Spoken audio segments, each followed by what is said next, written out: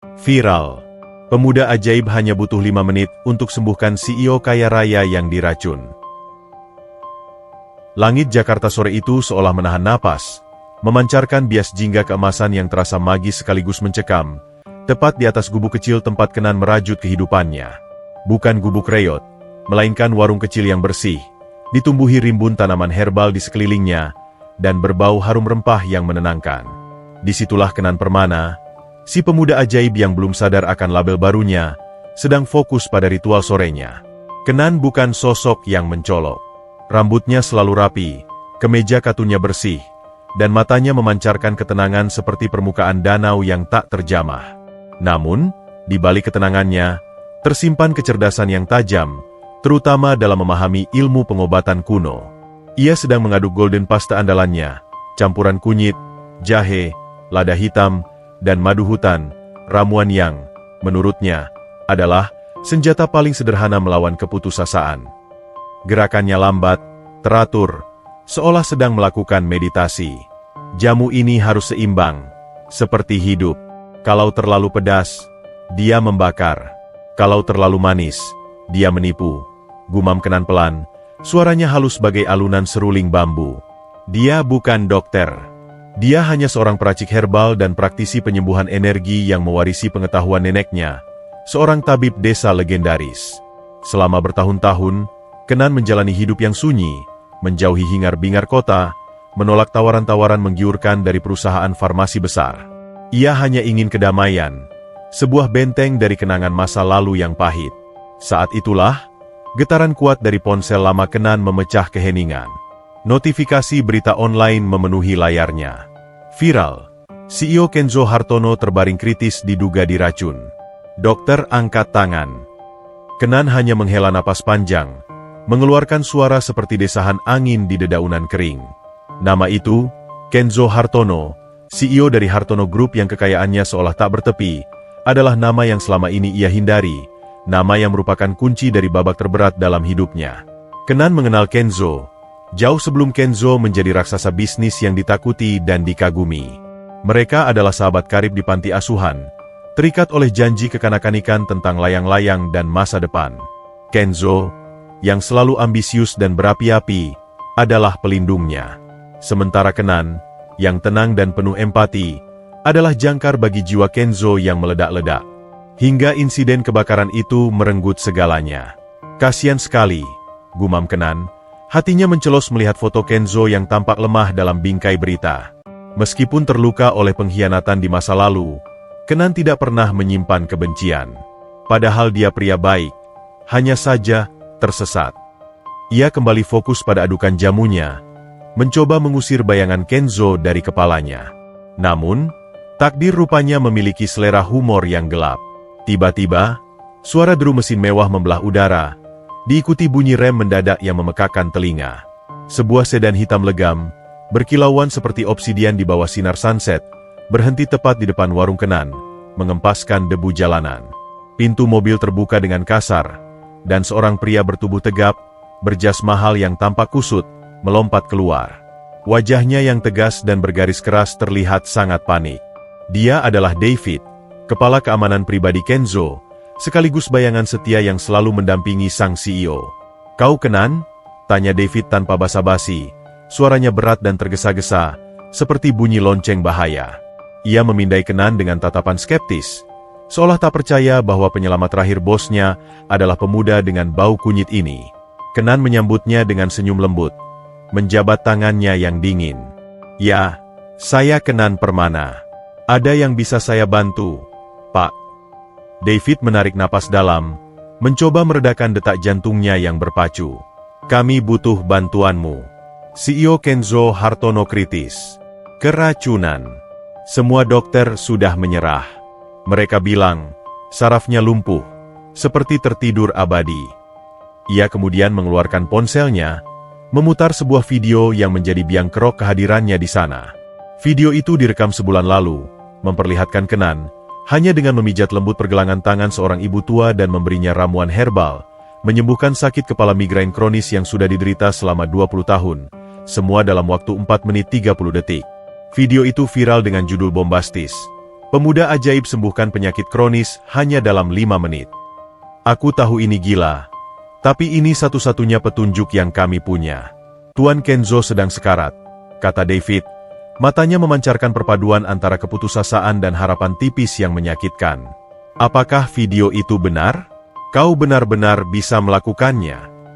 Kenan meletakkan sendok kayu dari ramuannya. Saya hanya seorang peracik herbal dan praktisi holistik, Pak David. Teknik saya berfokus pada keseimbangan energi tubuh, bukan pada pengobatan racun kimia. Racun adalah perang yang berbeda. Kami tidak punya waktu untuk filosofi, Kenan. David meninggikan suaranya. Frustrasi menyelimuti suaranya. Nyawanya dipertaruhkan. Jika kau berhasil, Tuan Kenzo akan memberimu apapun yang kau minta. Uang, fasilitas, nama baik. Kenan memandang David lurus-lurus. Senyumnya sedikit meredup. Saya tidak mencari uang atau nama baik, Pak. Tapi saya akan ikut. Bukan karena imbalan Kenzo, melainkan karena saya tahu, jika ada harapan sekecil benang pun, kita harus mencobanya. Kenan buru-buru mengambil tas kecil berisi minyak esensial khusus, jarum akupresur, dan ramuan anti-shock yang ia racik sendiri, warisan berharga dari neneknya. Semuanya disiapkan dengan ketelitian seorang ahli bedah. Ayo, Pak David. Kita tidak punya 5 menit untuk perjalanan ini. Di dalam mobil, suasana terasa sesak. David terus menghubungi penthouse Kenzo, menerima laporan buruk demi laporan buruk. Jantungnya melemah lagi, lapor David kepada Kenan. Suaranya penuh kekhawatiran yang mendalam terhadap Kenzo. David adalah sosok yang sangat loyal, tumbuh dari pengawal biasa hingga menjadi tangan kanan Kenzo, dan ia menganggap Kenzo bukan hanya bos, melainkan saudara yang harus ia lindungi. Apa yang harus kami harapkan darimu, Kenan? Jujurlah. Kenan memejamkan mata sejenak, menenangkan dirinya dari kecepatan mobil yang memacu adrenalin. Saya tidak bisa menjanjikan apa-apa, tapi saya janji satu hal. Saya akan menggunakan semua yang saya miliki, bukan hanya ilmu saya, tapi juga semua ingatan dan ikatan yang pernah kami miliki. Ikatan. David mengernyit, menoleh sekilas ke arah Kenan. Maksudmu? Kami adalah sahabat karib. Dahulu kala, potong Kenan, suaranya dingin, namun ada kesedihan yang tak tertahankan di sana. Ia tidak ingin membahas detail masa lalu yang telah membakar habis hati mereka. Ia hanya ingin menyelamatkan nyawa, bahkan jika itu adalah nyawa orang yang telah meninggalkannya. Mobil itu melesat membelah kemacetan Jakarta, menuju Menara Hartono, simbol kekayaan dan kekuasaan Kenzo.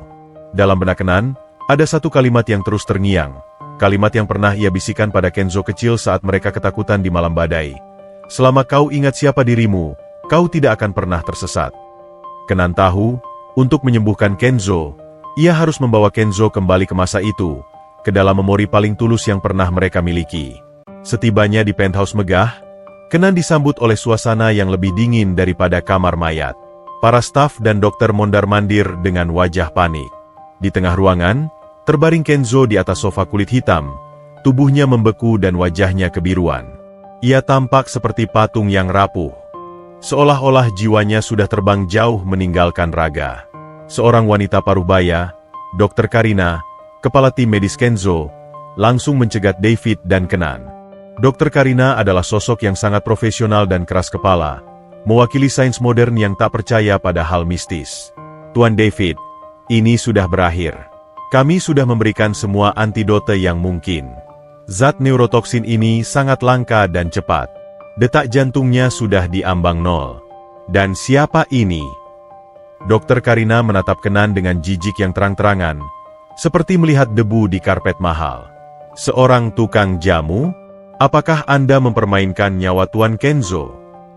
Dia adalah kesempatan terakhir, jawab David dengan nada final, melindungi Kenan dengan tubuhnya. Beri dia 5 menit. Hitung mundur. Jika dalam 5 menit tidak ada perubahan, saya akan membiarkan Anda melakukan apapun yang Anda inginkan. Dr. Karina mendengus. Namun tatapan putus asa David membuatnya menyerah. Seorang perawat dengan enggan menyalakan stopwatch digital. Kenan menarik napas dalam, memusatkan dirinya. Ia melangkah mendekati Kenzo, menatap wajah sahabat lamanya yang pucat. Ia melihat bukan CEO yang arogan, melainkan Kenzo kecil yang ketakutan di malam kebakaran. Baiklah, kata Kenan dengan suara pelan namun terdengar jelas, memecah kebisuan. Mulai hitung mundur. Aku ingin semua orang di sini menyaksikan. Tidak ada yang boleh disembunyikan. Waktu, dimulai dari sekarang, teriak perawat itu. Pukul 5. Kenan berlutut di sebelah Kenzo. Ia tidak segera menyentuh. Ia memejamkan mata, meletakkan kedua telapak tangannya beberapa sentimeter di atas dada Kenzo, tepat di cakra anahata, pusat energi jantung. Sebuah aura cahaya tipis, seolah kabut pagi yang lembut, tampak menyelimuti tangannya, meskipun ini hanya bisa dirasakan oleh mereka yang peka terhadap energi. Kenzo, aku datang. Kali ini, aku tidak akan meninggalkanmu. Bisikan batin Kenan adalah janji tulus. Sebuah jembatan yang ia bangun dari masa lalu menuju harapan. Babak baru telah dimulai, dan Kenan telah memilih untuk kembali ke medan perang demi menyelamatkan sahabat yang pernah ia cintai dan ia benci dalam waktu bersamaan. Keputusan ini akan membawanya pada pusaran konspirasi yang jauh lebih besar dari sekadar racun. Pukul 5. Di tengah ruangan mewah yang mencekam, hanya Kenan dan Kenzo yang menjadi pusat perhatian, terpisah oleh beberapa sentimeter ruang dan 15 tahun luka lama. Mata Kenan terpejam rapat, tangannya menggantung di atas dada Kenzo. David berdiri tegap di samping stopwatch, ekspresinya seperti patung yang diukir dari batu khawatir. Dokter Karina dan para perawat lain menyaksikan dengan tatapan jijik dan penghinaan yang bercampur dengan rasa ingin tahu yang tak terhindarkan. Kenan tidak melafalkan mantra apapun, hanya menarik napas dalam, membiarkan energi kehidupan, Qi, mengalir melalui pori-pori telapak tangannya. Ia tahu, Kenzo tidak hanya melawan racun. Kenzo melawan dirinya sendiri. Racun neuroducer itu hanyalah sebuah pemicu, sebuah kunci kecil yang membuka gerbang trauma besar. Kenan harus mengunci kembali gerbang itu sebelum tubuh Kenzo benar-benar menyerah. Dia tidak boleh disentuh, tapi energinya harus dibersihkan. Aku harus mencari titik simpul terlemahnya, pikir Kenan, otaknya bekerja cepat. Ia merasakan dingin yang menusuk dari tubuh Kenzo, bukan dingin fisik, melainkan dinginnya jiwa yang terperangkap dalam ketakutan ekstrim. Pukul 4.30. Dokter Karina berbisik tajam kepada David. Lihat, tidak ada alat medis yang berdetak. Ini buang-buang waktu. Daripada dia meditasi tidak jelas, lebih baik kita siapkan defibrilator. David menahan Dokter Karina dengan tatapan membunuh. Tahan, dokter. Saya sudah berjanji 5 menit. Tangan Kenan mulai bergerak perlahan ke bawah, mengikuti tulang rusuk Kenzo, berhenti sejenak di area hati dan limpa. Di sana, ia merasakan getaran energi yang kacau, seperti pusaran air di sungai yang seharusnya tenang. Itu adalah pusat emosi yang dikuasai rasa bersalah dan ketakutan yang mendalam. Kenan memfokuskan energinya, menyalurkan kehangatan yang lembut ke area itu, seolah sedang menyirami tanah kering agar kembali subur. Pukul 3.50. Tiba-tiba, Kenzo tersentak. Seluruh tubuhnya menegang, tangannya terkepal. Mulutnya mengeluarkan suara erangan rendah, seperti auman yang tertahan di tenggorokan.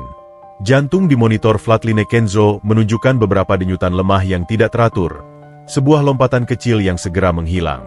Lihat, ada reaksi, seru seorang perawat, matanya melebar. Dokter Karina menepis. Itu hanya kontraksi otot acak. Postmortem spas. Jangan berhayal.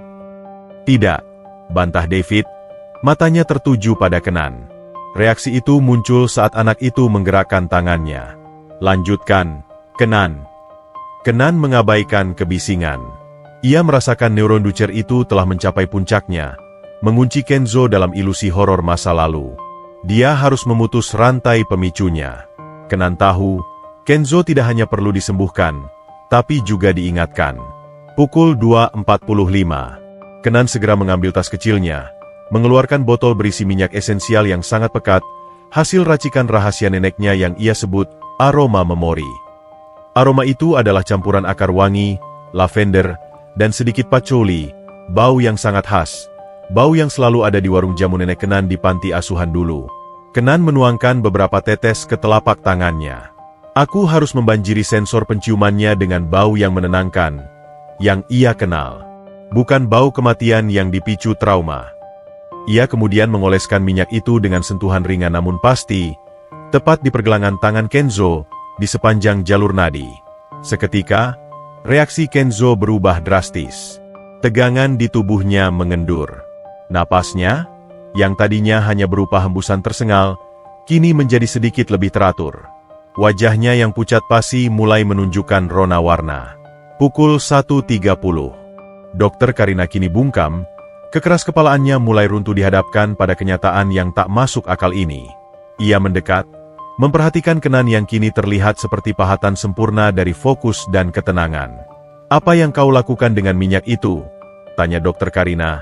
Suaranya kini lebih ingin tahu daripada mencemooh. "Minyak yang mengandung memori tulus. Itu menyentuh saraf yang lebih dalam dari racun manapun," jawab Kenan tanpa membuka mata. Ia merasakan Kenzo perlahan-lahan kembali. Namun, Kenzo masih terperangkap di perbatasan kesadaran dan kegelapan.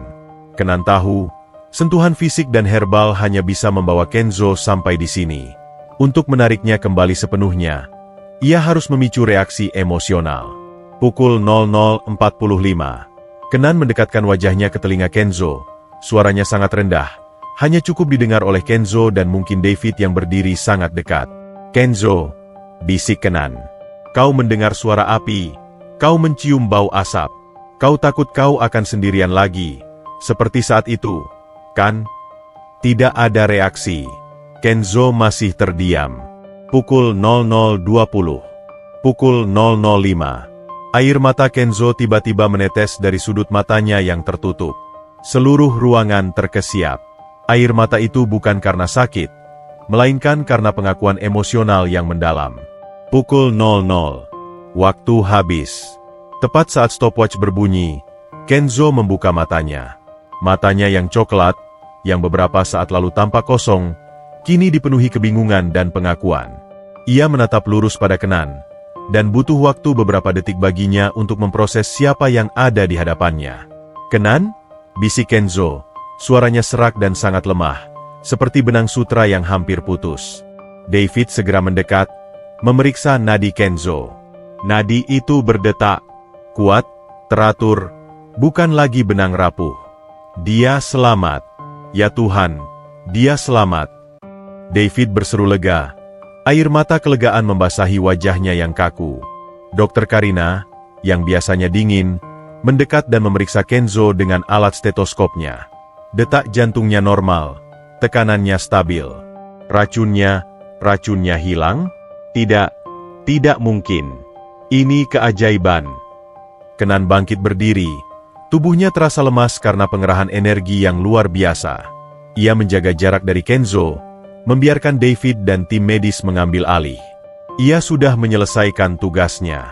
"Aku minta agar Kenzo segera dipindahkan ke ruangan isolasi dan dijaga ketat," ujar Kenan kepada David. Nada suaranya kembali datar. Jantungnya stabil, tapi jiwanya masih belum utuh. Trauma itu masih ada. David menoleh kepada Kenan, matanya berkaca-kaca.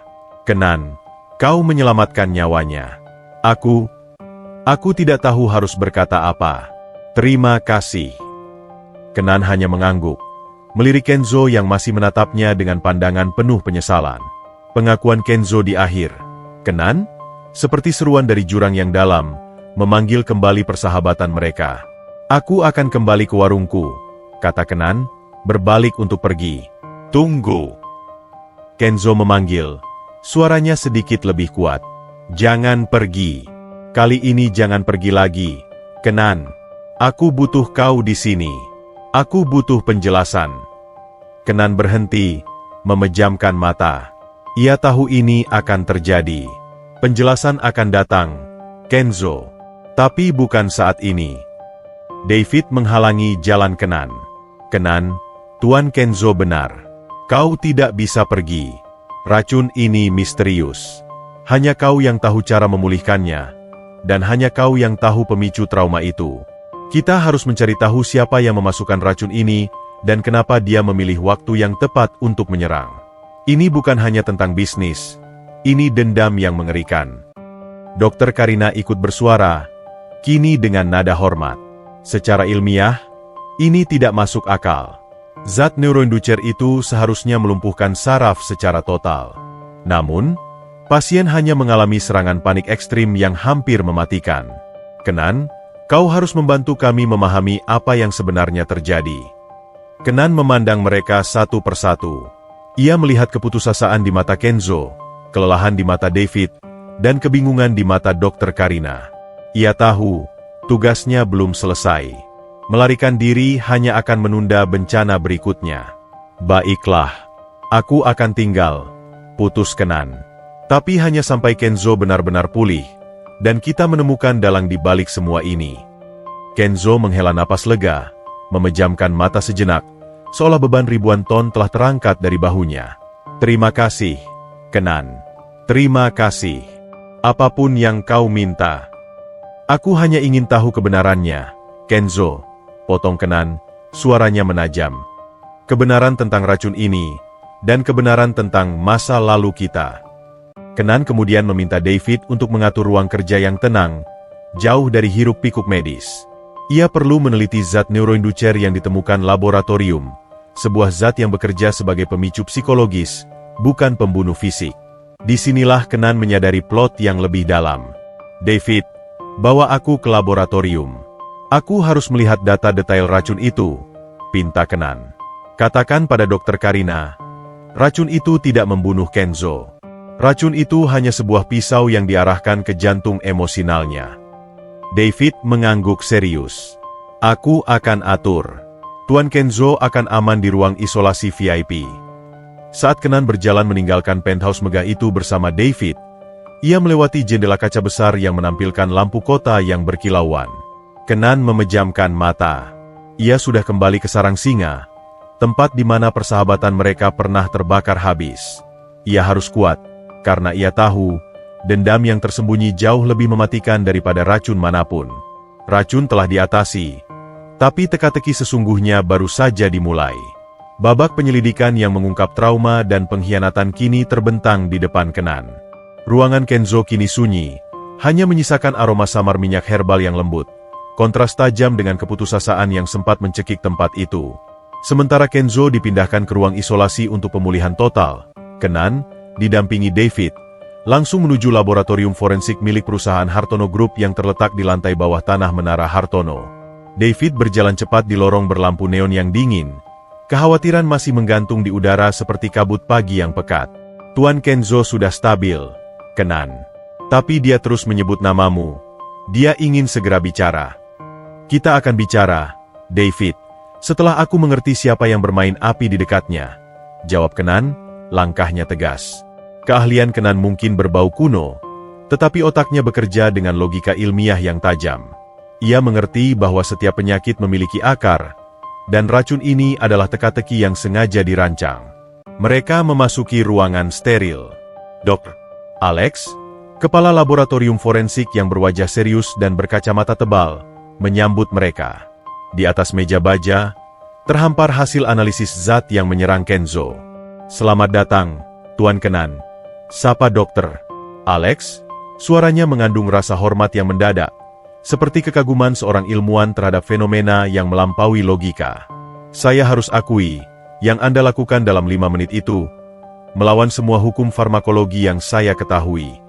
Kenan langsung pada intinya, matanya tertuju pada data di layar monitor. Zat neuroinducer ini, David bilang dosisnya rendah. Apakah cukup rendah untuk membunuh seekor tikus? Dr. Alex menyesuaikan kacamatanya. Dosisnya sangat kecil, Tuan Kenan. Jika ini adalah racun pembunuh murni, ia hanya akan membuat Tuan Kenzo lumpuh sementara atau mengalami pingsan panjang. Tapi yang terjadi adalah lonjakan tekanan darah dan serangan panik yang sangat parah, yang hampir membuat jantungnya gagal berfungsi. Reaksi ini tidak proporsional dengan dosisnya. Kenan menyentuh diagram struktur molekul zat tersebut, seolah ia bisa membaca sejarah zat itu dari permukaannya. Ini bukan racun pembunuh, Dr. Alex. Ini katalis. Zat ini didesain untuk membuka pintu memori traumatis, memicu reaksi fight or flight yang luar biasa. Racun itu tidak membunuh Kenzo, ketakutan yang membunuhnya. David, yang mendengarkan di belakang, meremas tangannya. Trauma masa lalu. Kenan, apakah ini ada hubungannya dengan kebakaran di panti asuhan? Kenan mengangguk perlahan. Ya, David. Kenzo tidak takut mati. Dia takut terbakar dan ditinggalkan. 5 menit itu adalah pertarungan untuk menukar memori bau asap dengan memori aroma herbal yang menenangkan, dan memutus ilusi bahaya dengan kata kunci yang mengingatkannya pada janjinya. Tapi siapa yang tahu detail kelemahan psikologis Kenzo ini? Mereka meninjau rekaman CCTV ruang rapat Kenzo saat insiden terjadi. Rekaman itu berulang-ulang menampilkan detik-detik sebelum Kenzo kolaps. Semua tampak normal. Kenzo memimpin rapat, terlihat sehat dan berwibawa, lalu tiba-tiba wajahnya memucat, matanya melebar, dan ia ambruk. Perhatikan setiap detail, David. Apa yang terjadi tepat 30 detik sebelum Kenzo kolaps? Pinta Kenan. Kita cari pemicu sensorik. Mereka memutar ulang rekaman itu dalam gerakan lambat, mencari petunjuk sekecil apapun. Fokus Kenan tertuju pada satu sosok, Maya, sekretaris Kenzo, yang terlihat gugup dan buru-buru membereskan meja. Lihat tangan Maya. Kenan menunjuk dengan ujung pena. Dia memegang botol hand sanitizer, warna biru. Dan perhatikan suaranya. Dokter. Alex, fokuskan rekaman audionya. Dokter. Alex dengan cepat memperbesar volume audio. Terdengar samar. Di tengah hiruk-pikuk rapat, suara krek pelan, diikuti oleh bunyi gesekan logam yang menusuk. Kenan menutup mata sejenak, mengaitkan potongan-potongan mozaik yang membara di benaknya. Bau alkohol kuat dari hand sanitizer itu, bagi Kenzo yang baru terpapar neuroinducer, bisa disalahartikan oleh otaknya sebagai bau bahan bakar yang terbakar. Dan suara gesekan logam itu. David menyelesaikan kalimatnya dengan suara tertahan. Suara pintu gudang panti asuhan yang runtuh karena api. Kenzo pernah menceritakan betapa mengerikannya bunyi itu. Tepat, Kenan menghela napas. Racun itu hanya membuat Kenzo menjadi sangat rentan. Sentuhan kecil pun bisa memicu flashback penuh yang nyaris membunuhnya. Maya tidak sadar, tapi tindakannya, yang tampak sepele, adalah pelatuk yang menembakkan trauma masa lalunya. Jadi, Maya adalah pelakunya? Tanya David, tangannya mengepal erat. Kenan menggeleng. Tidak. Maya hanyalah bidak catur yang kebetulan memegang pelatuk. Maya mungkin tidak tahu menahu soal neuroinducer ini. Tapi si dalang tahu persis kebiasaan Maya, dan tahu persis kelemahan Kenzo. Ini adalah rencana yang sangat licik, dirancang oleh seseorang yang sangat dekat dengan Kenzo, seseorang yang telah menjadi bayangan di dalam hidupnya. David terdiam. Matanya memancarkan kesadaran yang mengerikan. Seseorang yang tahu tentang api, dan tahu tentang layang-layang. Kenan memandang David dengan tatapan tajam. Justru itu. Bisikanku tentang layang-layang. Itu adalah kode yang hanya diketahui kita berdua. Siapa lagi yang tahu rahasia itu selain kita? Tidak ada, kecuali. David menggigit bibir. Kecuali orang yang juga tahu tentang Tio. Nama Tio melayang di udara laboratorium, berat dan penuh misteri. Tio, anak panti asuhan yang hilang saat kebakaran, dianggap meninggal. Namun Kenan dan Kenzo menyimpan trauma atas kepergiannya. Kita harus bicara dengan Maya. Kita harus menelusuri dari mana dia mendapat hand sanitizer itu dan apa yang dia ketahui tentang Tio. Putus Kenan. David, panggil Maya ke ruang interogasi. Aku ingin melihat apa yang tersembunyi di balik matanya. Di ruang tunggu isolasi, Kenan dan David menanti kedatangan Maya. David terlihat gelisah, mondar-mandir seperti harimau yang terperangkap. Aku merasa bodoh, Kenan. Aku gagal melindungi Kenzo. Aku hanya fokus pada ancaman dari luar, pengusaha saingan, atau mantan karyawan. Aku tidak pernah menduga ancaman itu datang dari dalam, dari trauma masa kecil yang terkunci. Sesal David, suaranya dipenuhi rasa bersalah. Jangan menyalahkan dirimu, David. Trauma adalah musuh yang tak terlihat. Ia bersembunyi di balik senyum, dan menyerang di momen paling rentan. Hibur Kenan, mencoba menenangkan. Saat itu, Maya masuk. Wajahnya terlihat pucat, namun masih memancarkan profesionalisme yang dingin, seolah mengenakan topeng yang terbuat dari es. Tuan David, Tuan Kenan. Saya dipanggil? Tanya Maya, suaranya tenang, Tetapi Kenan melihat getaran kecil di pergelangan tangannya. "Duduk, Maya," kata David. Nadanya lebih lembut dari yang diharapkan. "Kami ingin tahu, malam itu, di ruang rapat, apa yang kau lakukan dengan hand sanitizer biru itu?" Maya mengerutkan kening. "Saya hanya membersihkan tangan, Tuan. Saya terbiasa bersih. Setelah memegang berkas rapat yang tebal, saya selalu menggunakan hand sanitizer." "Kau sadar bahwa suara gesekan tutup logam botol itu dengan cincinmu, ditambah bau alkohol yang kuat, memicu Kenzo kolaps?" tanya Kenan, matanya menusuk. Maya terkejut. Topeng es di wajahnya retak. "Tentu saja tidak. Bagaimana mungkin? Itu hanya kebetulan, Tuan Kenan. Saya tidak tahu Tuan Kenzo punya fobia terhadap bau alkohol atau suara gesekan. Fobia itu dipicu oleh zat kimia yang terdeteksi di tubuh Kenzo, Maya," Kenan menjelaskan dengan tenang. "Zat yang memaksa Kenzo kembali ke malam kebakaran panti asuhan, malam di mana ia meninggalkan sebuah kota." "Kau tahu kota apa itu, Maya?" Maya menunduk. Matanya mulai berkaca-kaca, air mata yang selama ini ia tahan akhirnya tumpah, membasahi jas abu-abunya. Suaranya menjadi parau, patah-patah seperti ranting kering yang diinjak. "Kotak-kotak kelerengnya," bisik Maya. "Aku tahu itu. Semua anak di panti asuhan tahu betapa berharganya kotak kelereng itu bagi Tuan Kenzo." Kenan mendekat, menatap Maya dengan empati. "Dan kau tahu tentang Tio, kan, Maya?" Nama Tio, yang ia ucapkan dengan lembut, menghancurkan sisa pertahanan Maya. Maya terisak. Aku tidak ingin dia mati. Aku hanya ingin dia merasakan sedikit saja dari rasa takut yang dialami Tio. Dia adalah kakakku." Pengakuan itu menghantam Kenan dan David seperti kilat di hari yang cerah. Tio, yang mereka anggap mati dalam api, ternyata adalah kakak Maya, sekretaris yang selalu berada di sisi Kenzo. "Tio selamat dari kebakaran itu, Kenan." Maya mulai bercerita, air matanya membanjiri rasa bersalahnya.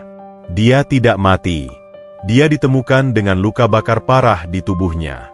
Setelah itu, dia selalu dihantui bau asap dan suara gesekan logam. Dia hidup dengan penderitaan itu.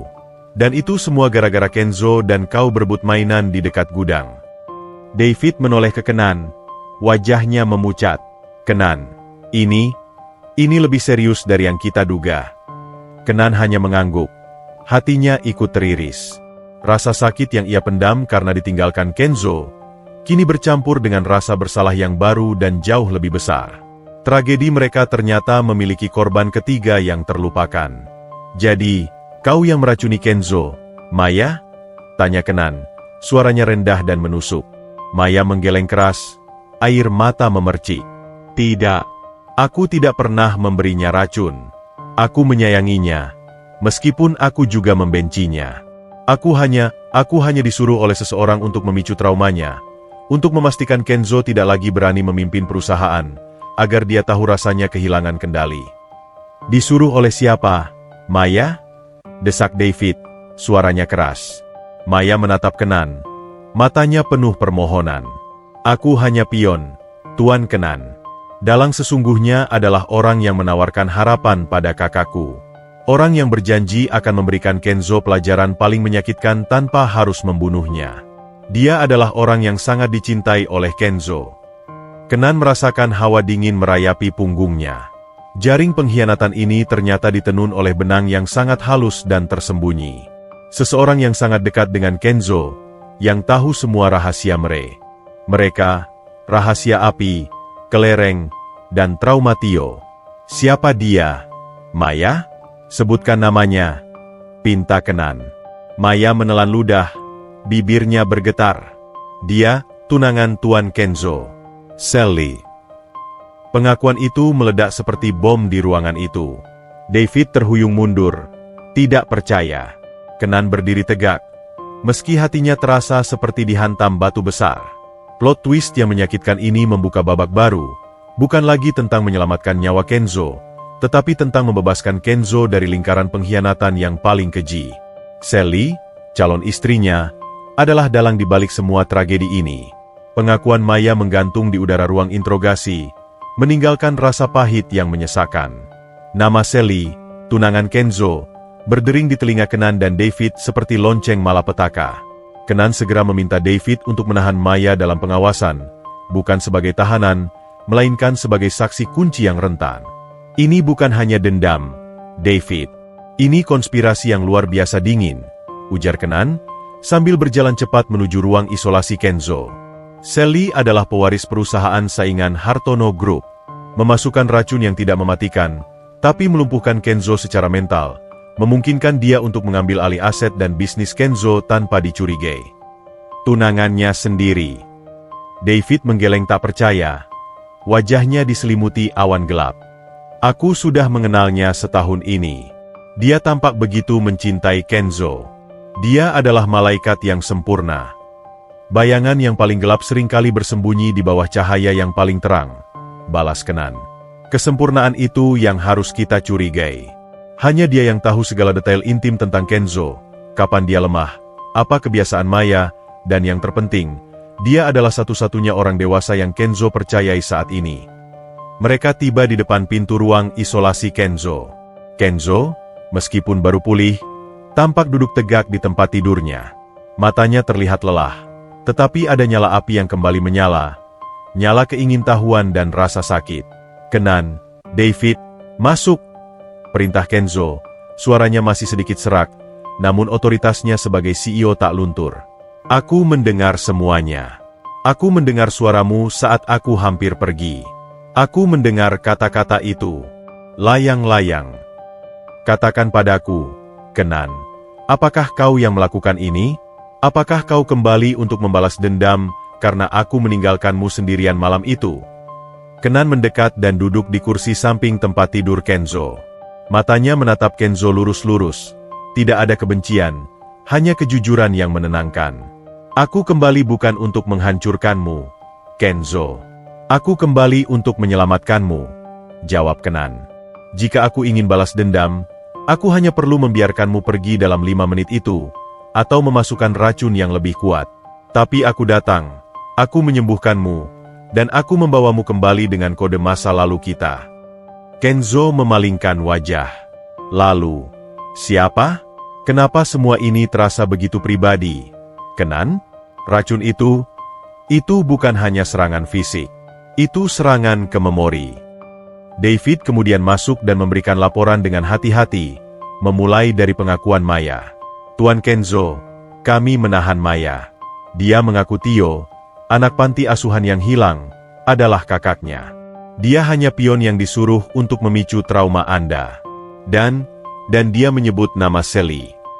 Suasana di ruangan itu membeku. Kenzo terdiam. Wajahnya yang baru saja pulih kembali pucat. Maya berbohong. Kenzo berbisik. Suaranya tak lebih dari desahan. Sally tidak mungkin.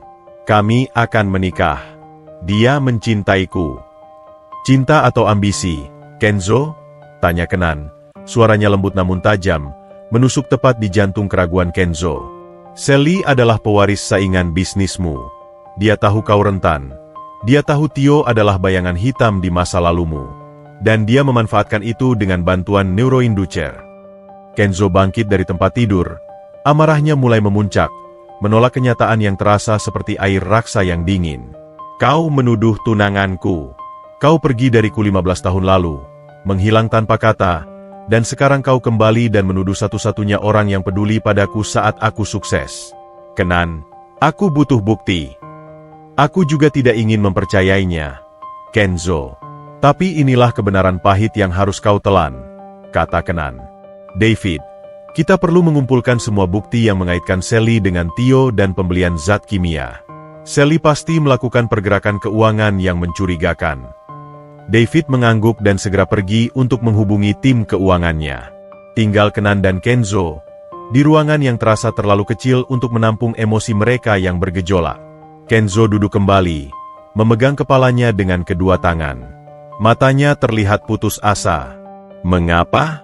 Kenapa harus Tio? Aku tidak pernah tahu Tio terluka karena pertengkaran kita soal kotak kelereng dan kotak herbalmu. Aku hanya ingat berlari dan meninggalkanmu. Kenan mengambil napas dalam. Dulu, aku marah padamu, Kenzo. Aku merasa dihianati karena kau pergi dengan kotak kelerengmu, meninggalkan warisan nenekku terbakar. Aku memilih menghilang karena aku tidak ingin kau melihat kehancuranku. Aku pikir kau tega meninggalkanku demi harta kecilmu. Aku tidak tega, balas Kenzo, suaranya pecah. Aku panik. Aku meraih kotak itu karena kau pernah bilang itu adalah benda terpenting yang kau miliki. Aku pikir kau ingin aku menyelamatkannya untukmu. Setelah kau bilang, ambil barangmu, dan tolong barangku. Aku pikir, barangku, yang kau maksud adalah kelerengku, dan barangmu adalah kotak herbal. Aku salah dengar, Kenan. Aku terlalu takut dan bodoh. Air mata Kenzo jatuh. Air mata penyesalan yang tertahan selama 15 tahun. Aku memilih menjadi CEO gila kerja, mengejar uang dan kekuasaan, karena aku ingin membuktikan padamu dan pada diriku sendiri bahwa aku bisa melindungi sesuatu agar tidak hilang lagi. Tapi yang kulakukan hanyalah membangun tembok di antara kita, dan kini, dinding itu runtuh karena trauma yang sama. Kenan mendekat, tangannya menyentuh bahu Kenzo. Kehangatan itu menembus jas Kenzo yang mahal. Aku tahu, Kenzo, rasa bersalah itu telah menjadi racunmu yang sebenarnya selama bertahun-tahun. Neuroinducer itu hanya mempercepat prosesnya, ujar Kenan. Dan Sally, dia memanfaatkan luka itu. Dia tahu kau akan sangat rentan jika kau merasa bersalah atas tragedi Tio. Jika Sally yang melakukannya, bagaimana dia bisa tahu tentang Tio? Tentang kebakaran itu? Tanya Kenzo, tatapannya kosong. Dia pasti bertemu Tio, mungkin di tempat rehabilitasi atau terapi pasca trauma. Jawab Kenan. Logikanya mulai merangkai benang kusut itu. Mereka bersekutu. Tio adalah korban yang ingin membalas dendam dengan cara non-fisik, dan Sally adalah penjahat yang ingin mengambil keuntungan finansial. Kenzo menghela napas panjang. Beban yang dipikulnya begitu berat hingga bahunya terlihat melengkung. Aku harus bertemu Sally. Aku harus melihat kebohongan itu dengan mataku sendiri. Aku harus tahu, apakah cintanya selama ini adalah topeng yang sempurna. Kenan menahannya. Jangan gegabah, Kenzo. Sally tahu kau sudah pulih. Dia tidak akan datang ke sini tanpa rencana cadangan. Kita harus bersiap, mengumpulkan semua bukti, dan menjebaknya. David akan membawa laporan keuangan dan rekaman komunikasi Sally. Mereka berdua duduk dalam keheningan yang lama, keheningan yang dipenuhi pengakuan yang menyakitkan dan rencana masa depan yang berbahaya. Kebenaran adalah pedang bermata dua. Ia menyembuhkan luka lama, tetapi ia juga menusuk pengkhianatan yang paling dalam. Kenzo, sang CEO yang tak terkalahkan, kini menjadi boneka yang dimainkan oleh tunangannya sendiri. Semua berakar pada trauma masa lalu yang tak terselesaikan. Kenan, sang pemuda ajaib, tidak hanya menyembuhkan tubuhnya, tetapi juga mulai menyembuhkan hati dan ingatannya. Beberapa jam kemudian, David kembali dengan tumpukan berkas. Wajahnya gelap, seperti langit sebelum badai. Kenan, Kenzo, kalian harus lihat ini, kata David, menyodorkan laporan bank. Sally melakukan transaksi uang dalam jumlah besar beberapa bulan lalu, mentransfer dana ke rekening anonim yang terlacak ke sebuah perusahaan kimia kecil di luar kota. Perusahaan itu adalah pemasok utama Neuroinducer. Transaksi apa itu? Tanya Kenzo, meraih berkas itu dengan tangan gemetar. Bukan sekadar transfer. Itu adalah pembayaran untuk jasa konsultasi dan pembelian bahan baku penelitian, jelas David. Dan yang lebih mengerikan, Tuan Kenzo, saya menemukan korespondensi antara Sally dan Tio. Sally berjanji akan memberi Tio saham besar di Hartono Group setelah Tuan Kenzo mundur karena alasan kesehatan mental. Kenzo menjatuhkan berkas itu. Matanya memerah, jiwanya terasa hampa. Dia tidak mencintaiku.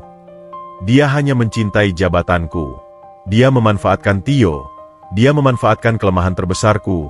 Dia memanfaatkan api itu. Kenan meletakkan tangan di bahu Kenzo. Ini memang menyakitkan, Kenzo. Tapi ini adalah harga yang harus kau bayar untuk lari dari masa lalu. Sekarang, kita harus menghadapi kenyataan. Kau harus bertindak seolah kau masih sakit. Kita akan membuat jebakan. Kenzo menatap Kenan. Di mata Kenan, ia tidak lagi melihat sahabat yang ia tinggalkan. melainkan seorang penyembuh yang membawa cahaya ke dalam kegelapannya. Aku percaya padamu, Kenan, kata Kenzo. Suaranya kini tenang dan penuh ketegasan yang baru. Kekalahan emosionalnya telah berakhir, digantikan oleh tekad seorang pejuang. Apa rencanamu? Kita harus menghentikan Sally sebelum dia bertindak lagi. Aku tidak hanya ingin mengambil kembali perusahaanku, Kenan. Aku ingin Sally melihat bahwa cinta sejati, cinta persahabatan, jauh lebih kuat daripada dendam dan ambisinya. Kenan tersenyum tipis. Senyum yang menjanjikan harapan di tengah badai. Kita akan menggunakan kelemahan terbesarmu, trauma api, sebagai senjata kita.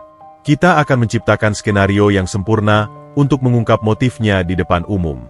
Dan kau akan berterima kasih kepada Kenzo kecil yang bermain layang-layang di lapangan, karena dialah yang menyelamatkanmu. Setelah menimbang bukti transfer dana dan korespondensi Sally yang ditemukan David, Kenzo akhirnya menerima kenyataan pahit itu.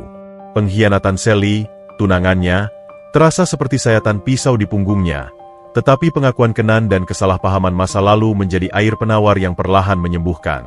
Kita harus bergerak cepat, Kenan. Aku tidak bisa membiarkan Sally bertindak lebih jauh. Hari ini, dia mengirim pesan ke Dewan Direksi bahwa aku masih dalam kondisi kritis dan membutuhkan wali sementara, ujar Kenzo, suaranya dipenuhi amarah yang terkontrol. Ia kini mengenakan robe tidur, tampak lebih santai namun matanya memancarkan perhitungan tajam seorang CEO yang terluka. Itulah yang kita tunggu, Kenzo, balas Kenan, menyusun rencana di atas meja. Kita akan menggunakan kelemahanmu sebagai kekuatanmu. Sally akan datang ke sini. Dia akan datang sebagai malaikat penyelamat, mencoba mengambil simpati Dewan dan tentu saja, mengambil aset. David masuk, membawa teh herbal hangat buatan Kenan. Sally baru saja menelepon. Dia bilang akan datang malam ini, membawa pengacara perusahaan, dan meminta tanda tangan Anda untuk penunjukan wali sementara yang dia siapkan.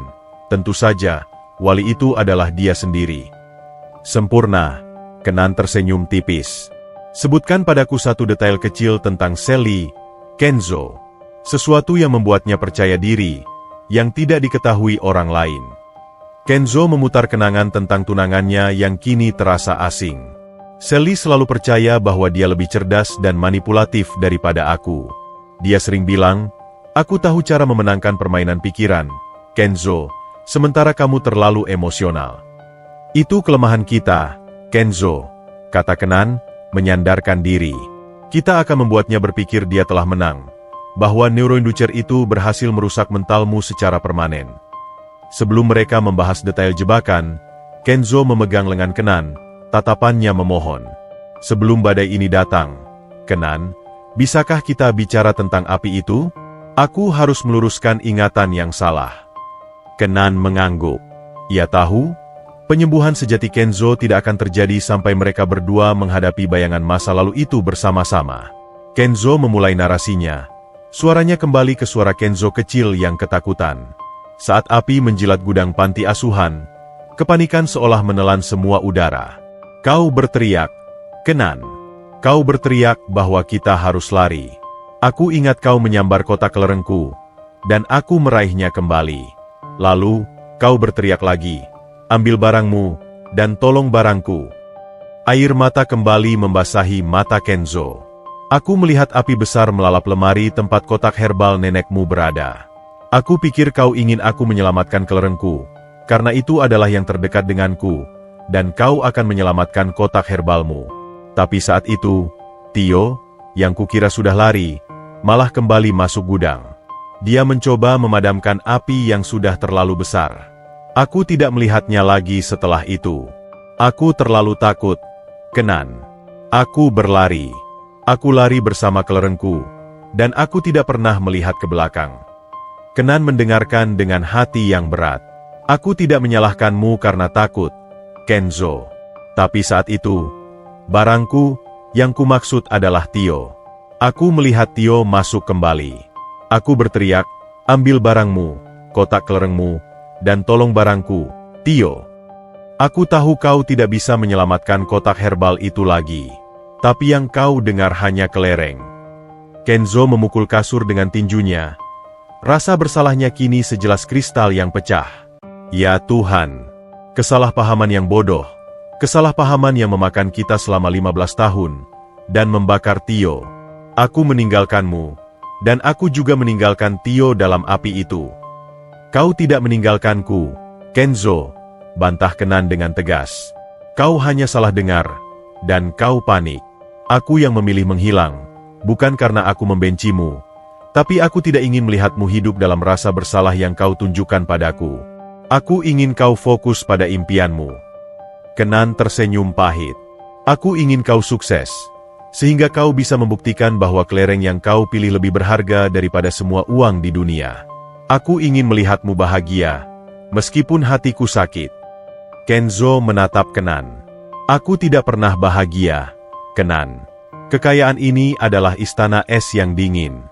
Aku selalu mencari cara untuk mengisi kekosongan yang kau bawa pergi. Kau adalah jangkar bagiku, Kenan. Dan saat kau pergi, jiwaku hanyut. Dialog yang tulus dan penuh pengakuan itu menjadi momen terpenting dalam penyembuhan Kenzo. Trauma Tio terungkap, dan retakan dalam persahabatan mereka mulai tertutup oleh kejujuran. Mereka berdua menyadari bahwa mereka adalah korban dari kepanikan dan kesalahpahaman yang kini dimanfaatkan oleh Sally. Baiklah, kata Kenzo, berdiri dengan ketegasan baru. Aku sudah lega. Masa lalu sudah tuntas. Sekarang, saatnya menghadapi pengkhianatan di masa kini. Mereka menyusun rencana. Kenzo akan berpura-pura bahwa pemulihannya hanya sementara, dan ia masih menderita paranoia akibat serangan neuroinducer. Sally harus melihatku sebagai mangsa yang lemah dan ketakutan. David, segera hubungi Dr. Karina. Minta dia untuk merilis pernyataan palsu bahwa Kenzo masih harus menjalani perawatan intensif dan kondisi mentalnya belum stabil. Instruksi Kenan. David segera menghubungi Dr. Karina, yang kini sangat kooperatif setelah menyaksikan keajaiban 5 menit Kenan. Dan Kenan, aku butuh kau ada di sini saat Sally datang, pinta Kenzo. Kehadiranmu membuatnya tidak nyaman. Dan kita akan membuat dia merasa semakin tidak nyaman dengan menampilkan Tio. Kenan menggeleng. Tio tidak boleh tahu rencana kita. Dia terlalu rentan terhadap Sally dan dendamnya. Cukup Maya yang menjadi umpan kita. Kita harus memutus jaringan Sally Tio. Lalu, apa umpan utamanya? Tanya Kenzo. Kenan tersenyum misterius. Umpannya adalah warisan. Kau akan memberikannya apa yang paling dia inginkan. Kekuasaan atas Hartono Group, tetapi dengan satu syarat. Sore berganti malam, dan penthouse itu terasa seperti panggung teater yang siap mementaskan drama pengkhianatan. Kenzo berpura-pura lemah, berbaring di tempat tidur. Wajahnya sedikit pucat dengan keringat buatan yang disiapkan oleh perawat. Kenan bersembunyi di balik pintu kamar, siap mendengarkan setiap bisikan pengkhianatan. David berjaga di luar, mengamankan perimeter. Pukul 8 malam, Sally tiba, anggun dalam balutan gaun malam emerald yang menawan, didampingi pengacaranya yang tampak dingin. Sally terlihat sebagai sosok yang sempurna, dengan senyum yang manis dan mata yang memancarkan kekhawatiran yang dibuat-buat. Oh, Kenzoku, bisik Sally, mendekat dan menggenggam tangan Kenzo dengan kehangatan palsu. Aku sangat khawatir. Kau masih terlihat sangat lemah. Kenzo mendesah lemah. Aku tidak tahu apa yang terjadi padaku, sayang. Saat aku melihat cermin, aku melihat api. Aku takut aku gila. Aku takut aku tidak bisa lagi memimpin perusahaan. Tentu saja, Kenzo. Jangan khawatir. Sally berkata dengan suara menenangkan, seperti melodi yang mematikan. Ia mengeluarkan berkas penunjukan wali sementara. Itulah mengapa aku membawa ini. Aku ingin memastikan perusahaanmu aman, dan kau bisa fokus pada penyembuhanmu.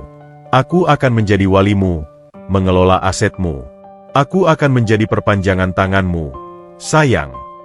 Tapi, pengacara perusahaan. Kenzo bertanya dengan nada ragu. Dia sudah siaga, darling. Hanya perlu tanda tanganmu, dan semua akan aman. Sally mendesak, menyodorkan pena berlapis emas. Kenzo meraih pena itu dengan tangan yang gemetar. Pura-pura. Baiklah. Aku percaya padamu, Sally. Hanya kau yang bisa kupercaya saat ini. Sally tersenyum. Senyum kemenangan yang berkilat sekilas di matanya. Ia yakin serangannya dengan neuroinducer telah melumpuhkan Kenzo secara total. Tapi ada satu syarat, kata Kenzo tiba-tiba. Suaranya sedikit lebih kuat dari yang diharapkan Sally, membuat Sally sedikit terkejut. Syarat apa, sayang? Tanya Sally, mencoba mempertahankan ketenangan. Aku akan menandatangani ini. Tapi aku ingin kau memastikan kotak herbal pusaka Kenan yang terbakar saat insiden itu mendapatkan ganti rugi. Dia adalah sahabatku yang terlupakan. Cari dia, dan berikan dia setengah dari aset pribadi yang akan kau kelola. Sebagai bentuk penebusan dosaku, ujar Kenzo, matanya menatap tajam ke Sally. Sally tampak terkejut. Wajahnya menegang.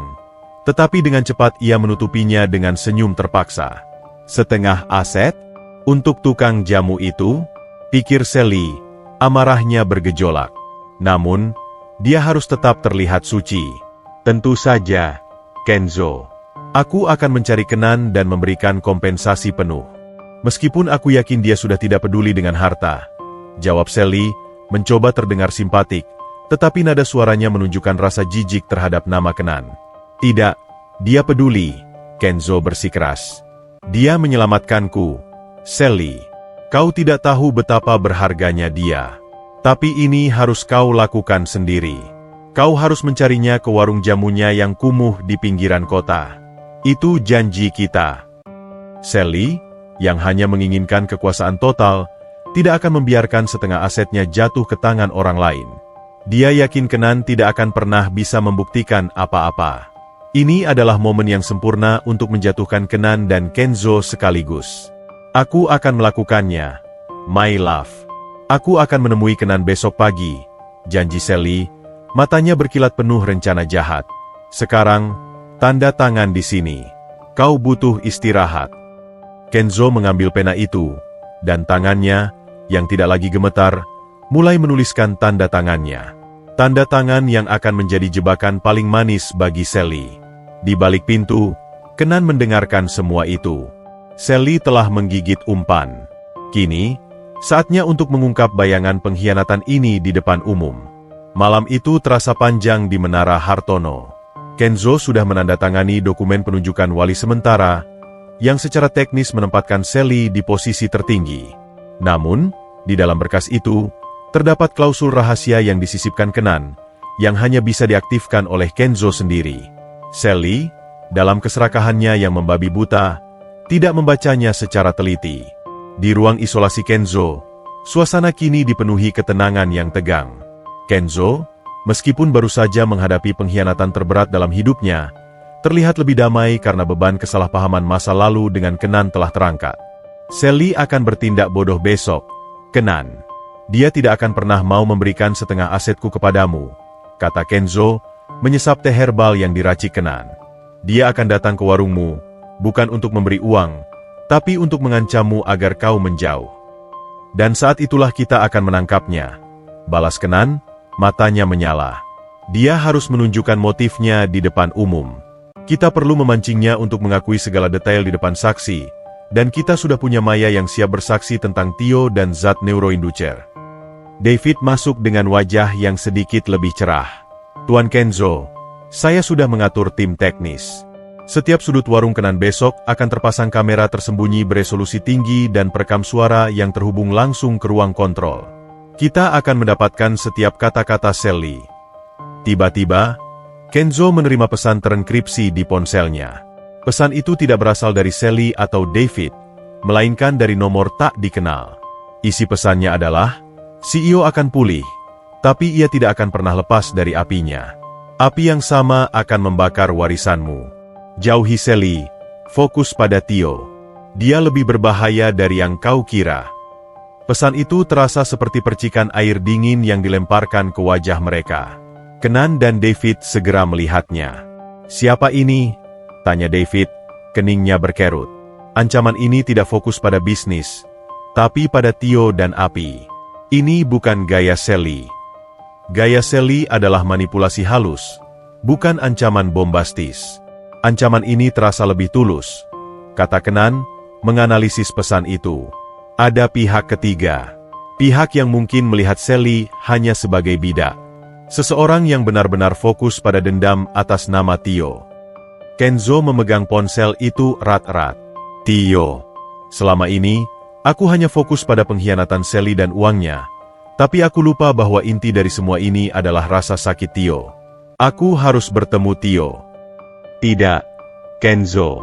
Tio adalah korban yang rentan dan dimanipulasi. Kenan menolak tegas. Jika kau bertemu Tio sekarang, kau hanya akan memperburuk traumanya dan memberinya kesempatan untuk menyerangmu lagi, secara emosional, atau bahkan fisik jika dia dipengaruhi Sally. Kenzo menghela napas. Lalu, bagaimana kita menghentikan api yang membakar warisanku seperti yang mereka ancam? Kenan berpikir sejenak. Kita harus menggunakan Sally untuk mencapai Tio. Kita akan membuat kesepakatan dengannya besok. Kesepakatan yang akan memaksa Sally memilih antara kekuasaan dan Tio. Keesokan paginya, mentari bersinar cerah, seolah tidak peduli dengan drama gelap yang sedang dipentaskan di Jakarta. Sally, dengan skarf sutra yang mewah dan sikap seorang dermawan yang terhormat, tiba di warung jamu Kenan yang sederhana. Kedatangannya kontras sekali dengan suasana damai di sana. Ia seperti permata mahal yang jatuh ke lumpur. Kenan sudah siap, duduk di bangku kayu kecilnya, meracik teh herbal dengan ketenangan seorang biksu. Di balik tanaman rimbun di sekeliling warung, kamera-kamera kecil merekam setiap sudut, dan David memantau dari sebuah mobil van yang diparkir beberapa blok jauhnya. Sally turun dari mobil mewahnya, ekspresinya dipenuhi rasa jijik yang ia coba sembunyikan dengan senyum penuh kasihan. Tuan Kenan, Kenzo memintaku menemuimu. Sapa Sally, suaranya manis seperti madu yang disajikan di atas racun. Aku turut prihatin dengan kondisi Kenzo. Dan aku mengerti kau telah membantunya. Kenzo adalah pria yang sentimental. Dia ingin aku memberimu kompensasi. Kenan menyodorkan kursi kayu sederhana. Silakan duduk, Nona Sally.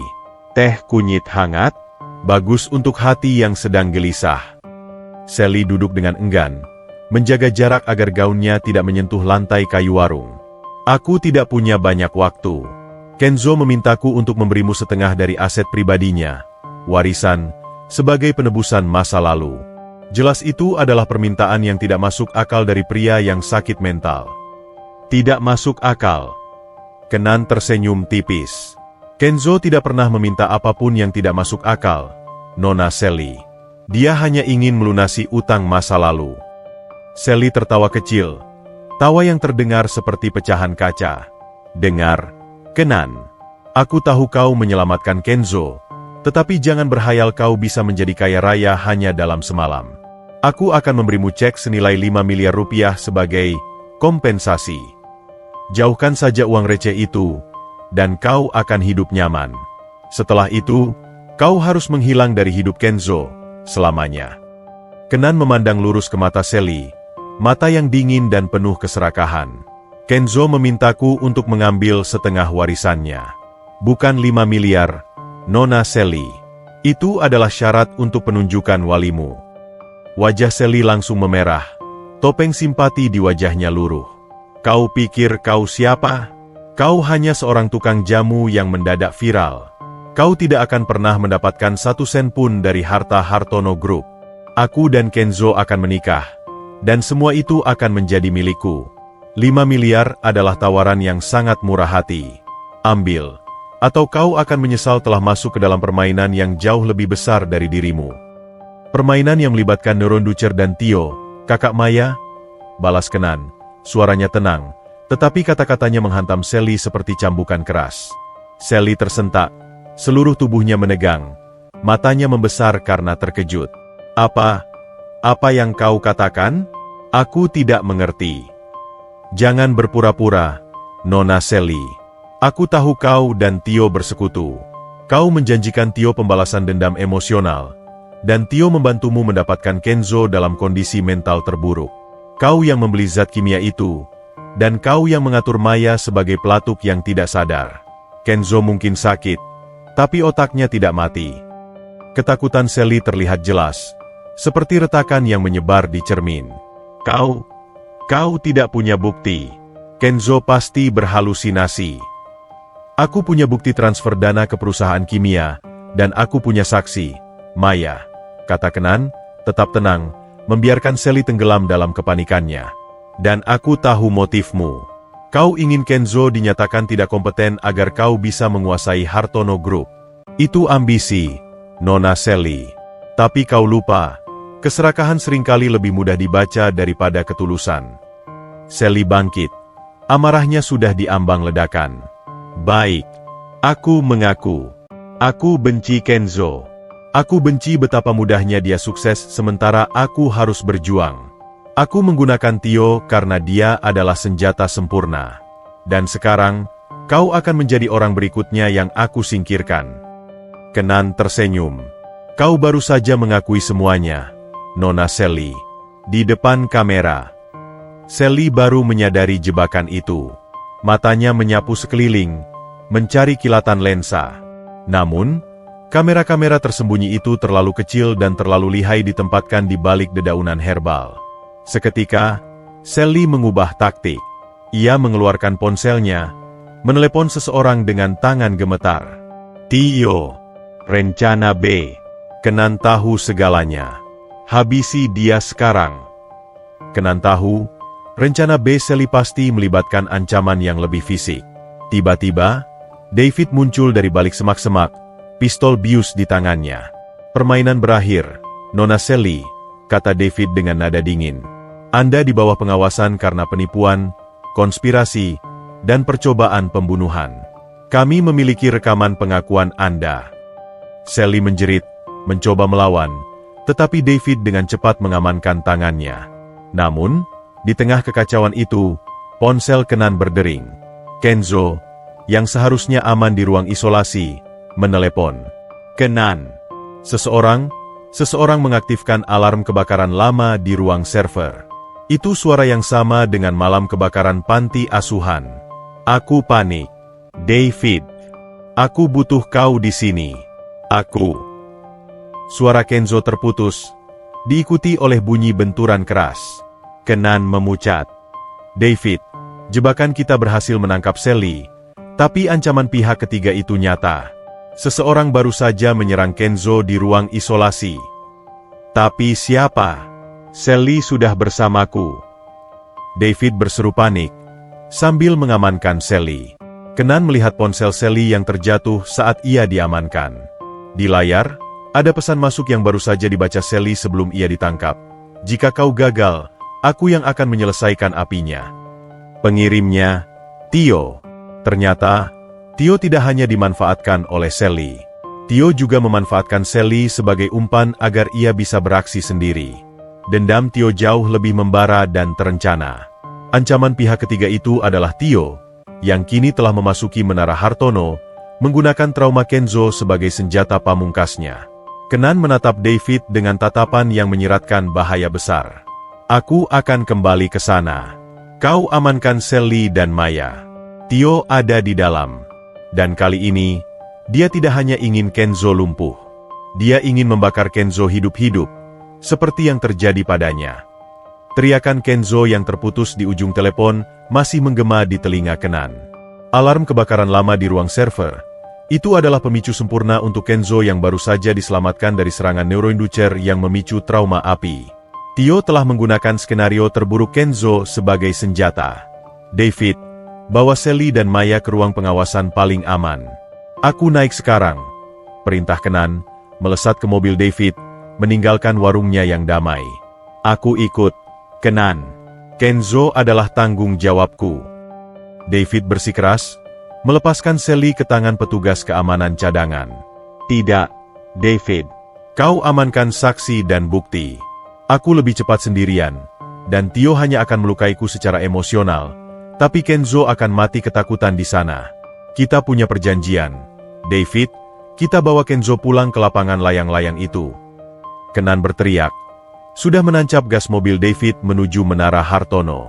Perjalanan itu terasa seperti melintasi lorong waktu, kembali ke malam 15 tahun lalu. Kenan menyadari bahwa Sally hanyalah cangkang. Inti dari semua kejahatan ini adalah rasa sakit dan dendam Tio, korban yang terlupakan. Tio tidak ingin uang. Dia ingin Kenzo merasakan horor yang sama, melihat dunia terbakar dalam ketakutan. Setibanya di Menara Hartono, Kenan menerobos masuk. Alarm kebakaran yang dibunyikan Tio berbunyi nyaring, menciptakan gaung yang mengerikan. Meskipun tidak ada api fisik, suasana panik menyelimuti lobi. Kenan berlari menaiki tangga menuju ruang isolasi Kenzo di lantai atas, menghindari lift yang sengaja dinonaktifkan Tio untuk mengisolasi Kenzo. Napasnya memburu, tetapi pikirannya tetap fokus. "Kenzo, bertahanlah," gumam Kenan. "Kau harus ingat, itu hanya suara." Sampai di lantai ruang isolasi, Kenan melihat kekacauan. Pintu ruang isolasi terbuka paksa. Tio, yang wajahnya masih dipenuhi bekas luka bakar parah dan kini disamarkan oleh topi dan masker, berdiri di atas Kenzo yang meronta-ronta ketakutan di lantai. Tio tidak membawa senjata api, melainkan sebuah speaker portabel yang memancarkan suara rekaman mengerikan. Suara kayu patah, pecahan kaca, dan teriakan yang diselingi dengan alarm kebakaran yang memekakan telinga. Di tangan Tio, ada botol kecil yang Kenan kenal, minyak bahan bakar. Tio tidak ingin Kenzo diracuni. Dia ingin Kenzo terbakar dalam realitas traumanya. "Kau ingat suara ini, Kenzo?" teriak Tio. Suaranya dipenuhi kebencian dan keputusasaan yang dalam. "Ini adalah musik yang kudengar setiap malam. Suara pintu gudang yang runtuh saat kau dan Kenan lari demi kelereng sialan itu." Kenzo terkapar di lantai. Tubuhnya bergetar hebat. Ia tidak melawan secara fisik. Ekspresinya menunjukkan ketakutan yang melumpuhkan, seolah ia benar-benar melihat api yang menjilat dirinya. "Jangan. Aku tidak mau. Kenan. Jangan tinggalkan aku." Kenzo menjerit, kembali ke memori masa kecilnya yang paling gelap. "Kenan tidak bisa menolongmu lagi," raung Tio, bersiap menyiramkan minyak bahan bakar ke lantai. "Kalian berdua egois. Kalian biarkan aku terbakar. Sekarang, mari kita lihat, apakah Golden Boy ini bisa menahan panasnya dendam yang sudah 15 tahun ku pendam." "Hentikan, Tio!" Kenan berteriak, suaranya keras, namun penuh rasa sakit. Kenan melompat ke tengah mereka. Tangannya terentang di antara Kenzo dan Tio. Ia tidak melawan Tio. Ia hanya berdiri di sana, menjadikannya perisai hidup. "Lihat aku, Tio, bukan Kenzo. Aku juga ada di sana malam itu. Aku yang berteriak meminta tolong. Aku yang meninggalkanmu karena aku juga panik." Kenan menjerit, membiarkan rasa bersalah yang lama ia pendam meledak. Tio tertegun, melihat Kenan. Kebenciannya sedikit mereda, digantikan oleh kebingungan. Kau yang tukang jamu itu? Kenan? Kalian bersekutu untuk meninggalkanku. Aku membencimu. Aku tahu kau membenciku, Tio. Dan kau berhak." Kenan mengambil langkah maju, membiarkan Tio melihat ketulusan di matanya. Tapi Kenzo tidak sepenuhnya salah. Dia hanya salah dengar. Dia berpikir dia menyelamatkanku dengan mengambil kotak kelerengku, seperti yang aku katakan. Kebakaran itu adalah kecelakaan yang memakan kita semua, Tio. Bukan kesengajaan. Kenan berlutut di depan Tio, memandang bekas luka bakar di wajah Tio yang selama ini ditutupinya. "Sally memanfaatkan rasa sakitmu, Tio. Dia yang membantumu dengan neuroinducer agar Kenzo kembali lumpuh seperti malam itu. Tapi dia melakukannya demi kekuasaan. Dia tidak peduli denganmu. Dia hanya peduli dengan warisan Kenzo." Tio ragu. Matanya beralih ke Kenzo yang masih meringkuk ketakutan, lalu kembali ke Kenan, yang tanpa gentar berdiri di depannya. Tio melihat bahwa Kenan tidak takut padanya, melainkan peduli padanya. "Kau bohong. Sally menjanjikanku keadilan," bentak Tio, namun suaranya mulai melemah, seperti bara yang hampir padam. "Keadilan yang membuatmu menjadi pembunuh? Keadilan yang membuatmu melakukan hal keji yang pernah Kenzo lakukan, meninggalkan seseorang dalam api?" Kenan menggunakan kata-kata yang menusuk nurani Tio. "Kau bukan penjahat, Tio. Kau adalah korban." Kenan kemudian melakukan sesuatu yang tak terduga. Ia mengeluarkan botol kecil dari sakunya, botol minyak aroma memori yang ia gunakan untuk Kenzo. Ia membuka tutupnya dan menuangkan sedikit di telapak tangannya, lalu mengoleskannya dengan lembut ke pergelangan tangan Tio. "Aku tahu bau ini," bisik Tio, matanya terpejam. "Bau nenekmu, bau jamu di panti asuhan. Bau ini adalah bau ketenangan, Tio, bukan bau asap," kata Kenan lembut. "Aku tahu rasa sakitmu. Aku tahu kau tidak ingin membunuh Kenzo. Kau hanya ingin dia mengerti betapa sakitnya trauma itu. Tio menjatuhkan botol bahan bakar itu. Tangannya bergetar. Dia akhirnya menangis. Isakan yang melepaskan semua rasa sakit yang ia pikul selama 15 tahun. Kenzo, yang mulai pulih dari serangan paniknya berkat intervensi Kenan, merangkak mendekat. Ia menatap Tio dengan mata penuh penyesalan dan belas kasihan. Tidak ada lagi rasa takut. Tio, Kenzo memanggil. Suaranya serak. Aku minta maaf. Aku tidak tahu kau ada di sana. Aku tidak tahu. Aku hidup dengan rasa bersalah yang salah selama ini. Aku yang seharusnya terbakar, bukan kau. Maafkan aku. Tio menoleh, melihat ketulusan Kenzo yang tak terbantahkan. Dendamnya runtuh di hadapan pengakuan dan permintaan maaf yang tulus itu. Neuroinducer itu mungkin membuat Kenzo takut mati, tetapi pengakuan Kenzo membuat Tio takut untuk hidup dalam kebencian. Kenan tahu, racun sejati yang mereka hadapi bukanlah zat kimia, melainkan kesalahpahaman yang berujung pada dendam. Kenan membantu Tio berdiri. Kita akan hadapi ini bersama, Tio. Kenzo tidak akan melaporkanmu. Kita akan mencari keadilan yang sesungguhnya untukmu. Tapi kita harus mulai dari awal, dengan kejujuran. Tio mengangguk. Isakannya mereda. Ia melihat harapan di mata Kenan, yang dulu adalah sahabat yang ia benci, kini menjadi penyelamatnya dari kegelapan. Saat itu, David dan tim keamanan datang, bergegas masuk dengan panik. Mereka melihat Kenzo dan Tio berdiri berdampingan, dan Kenan di tengah-tengah. Tuan Kenzo, kau baik-baik saja? David bertanya, lega dan bingung dalam waktu bersamaan. Kenzo mengangguk, menyeka air matanya. Aku baik-baik saja, David. Kenan menyelamatkanku. Lagi. Dan Tio, dia tidak akan melukai siapapun lagi. Dia hanyalah korban dari konspirasi yang jauh lebih besar. Kenzo menatap Kenan. Terima kasih, Kenan. Bukan hanya karena 5 menit itu, tapi karena kau telah menyembuhkan luka yang kubawa selama 15 tahun. Luka Tio, luka persahabatan kita. Kenan tersenyum. Penyembuhan sejati dimulai dari pengakuan, Kenzo. Dan kau baru saja mengakui kelemahanmu. Sekarang, mari kita selesaikan jaring laba-laba Sally dan cari keadilan untuk Tio.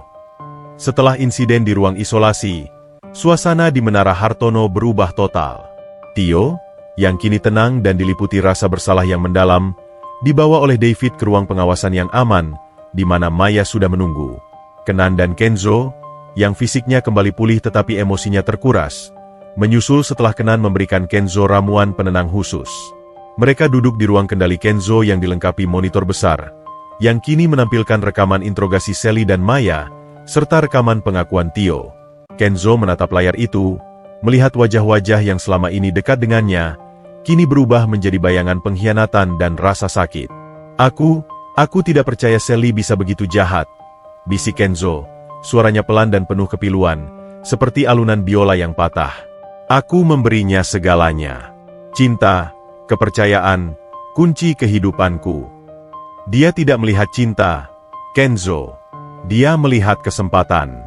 Dan Tio adalah senjata emosional yang sempurna, kata Kenan, duduk di sampingnya, memberikan dukungan tanpa menghakimi. Kau harus kuat. Kau tidak hanya harus menghadapi Sally, tapi juga dirimu sendiri. David masuk, membawa rekaman Sally yang berteriak-teriak marah di ruang tahanan sementara. Dalam rekaman itu, Sally, yang sudah tidak bisa menyembunyikan sifat aslinya, secara eksplisit mengakui seluruh rencananya. Aku berhak mendapatkan semua ini. Kenzo terlalu mudah. Dia lemah karena masa lalu sialannya. Aku akan menguasai Hartono Group dan menghancurkan semua yang dia sentuh. Raung Sally di dalam rekaman. Kenzo memejamkan mata. Rasa sakit karena pengkhianatan itu kini bercampur dengan rasa muak. Bawa dia ke sini, David. Aku ingin dia melihat apa yang telah dia hancurkan. Dan bawa Tio dan Maya juga. Ini saatnya kebenaran disajikan tanpa bumbu. Kenan menyentuh bahu Kenzo. Kau siap, Kenzo? Ini akan sangat sulit. Kau harus menghadapi pengakuan Tio dan Maya secara langsung. Aku siap, jawab Kenzo tegas, Matanya kini kembali memancarkan api tekad, bukan lagi api trauma. Aku sudah melewati api terburuk 15 tahun lalu. Aku tidak akan membiarkan api kecil ini membakarku lagi. Tak lama kemudian, David membawa Sally, Theo, dan Maya ke ruangan itu. Sally, dengan wajah angkuh, mencoba mempertahankan martabat palsunya. Maya terlihat menyesal, dan Theo, yang masih diselimuti rasa bersalah, tidak berani mengangkat wajahnya. Kenzo bangkit, berdiri di tengah ruangan.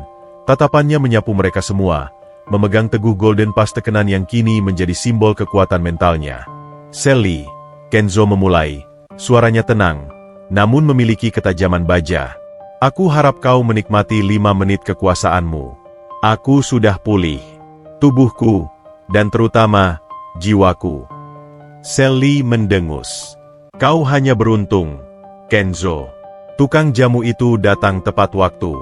Aku akan segera keluar dari sini, dan pengacaraku akan memastikan neuroinducer itu tidak meninggalkan jejak. Kau tidak akan keluar, Sally, potong Kenzo.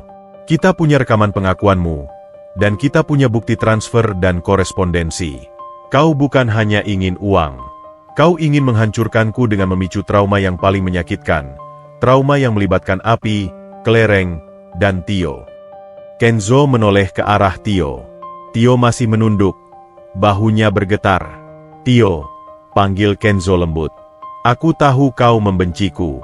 Aku tahu aku bersalah karena melarikan diri dari api dan meninggalkanmu dalam bahaya. Aku tidak melihatmu terluka saat itu.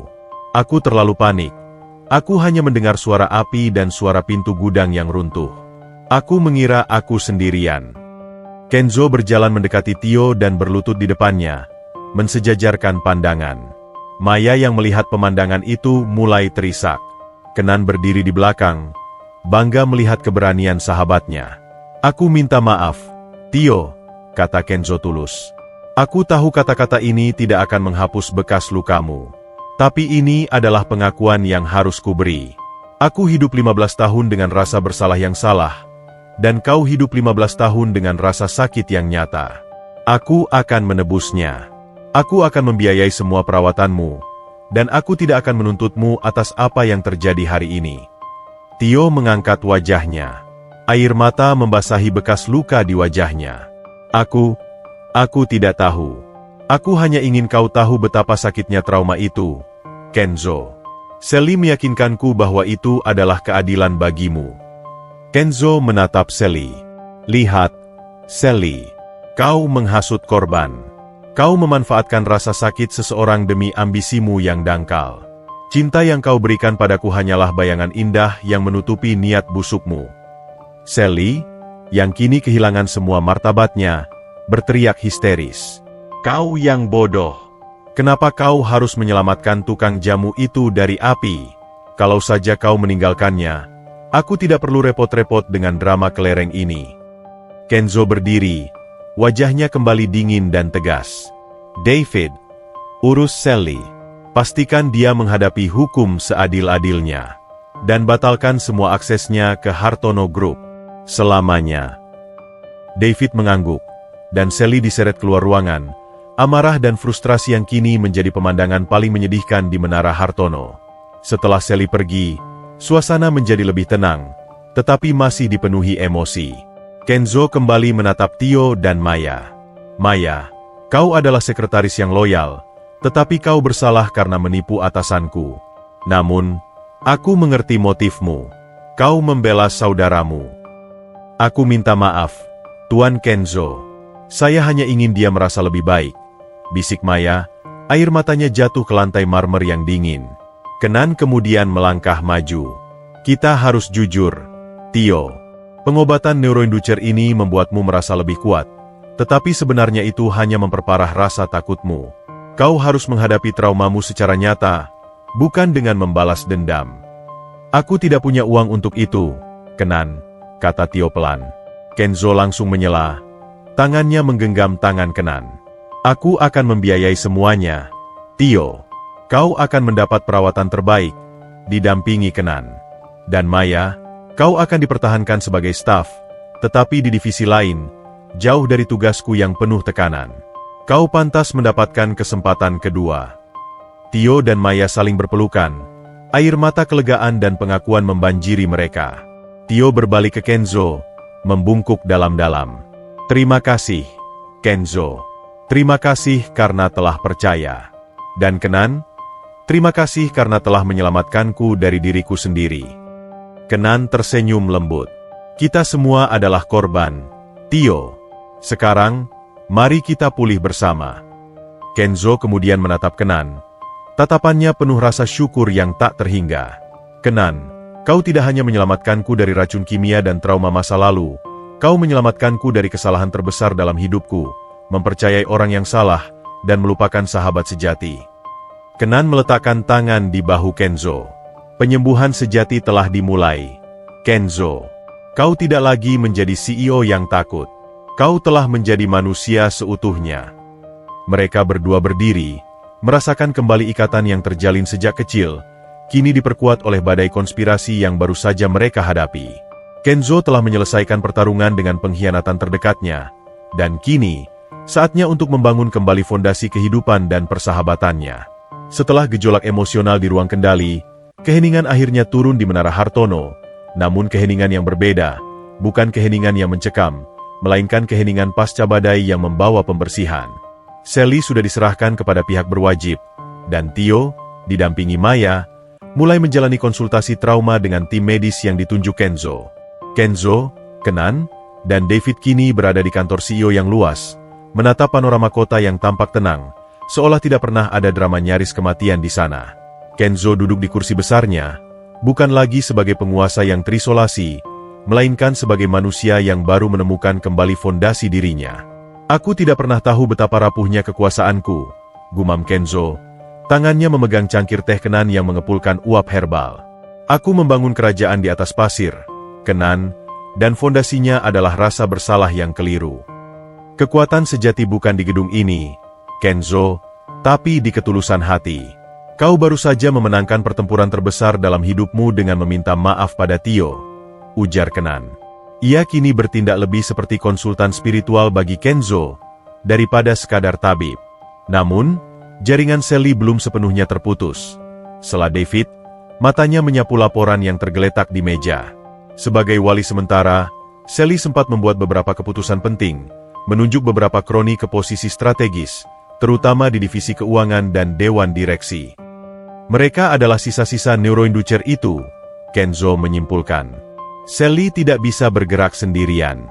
Dia membutuhkan mata dan telinga di dalam. Mereka didorong bukan oleh dendam, melainkan oleh janji keuntungan finansial dari Hartono Group yang melemah. Kenan memandang Kenzo dengan tatapan serius.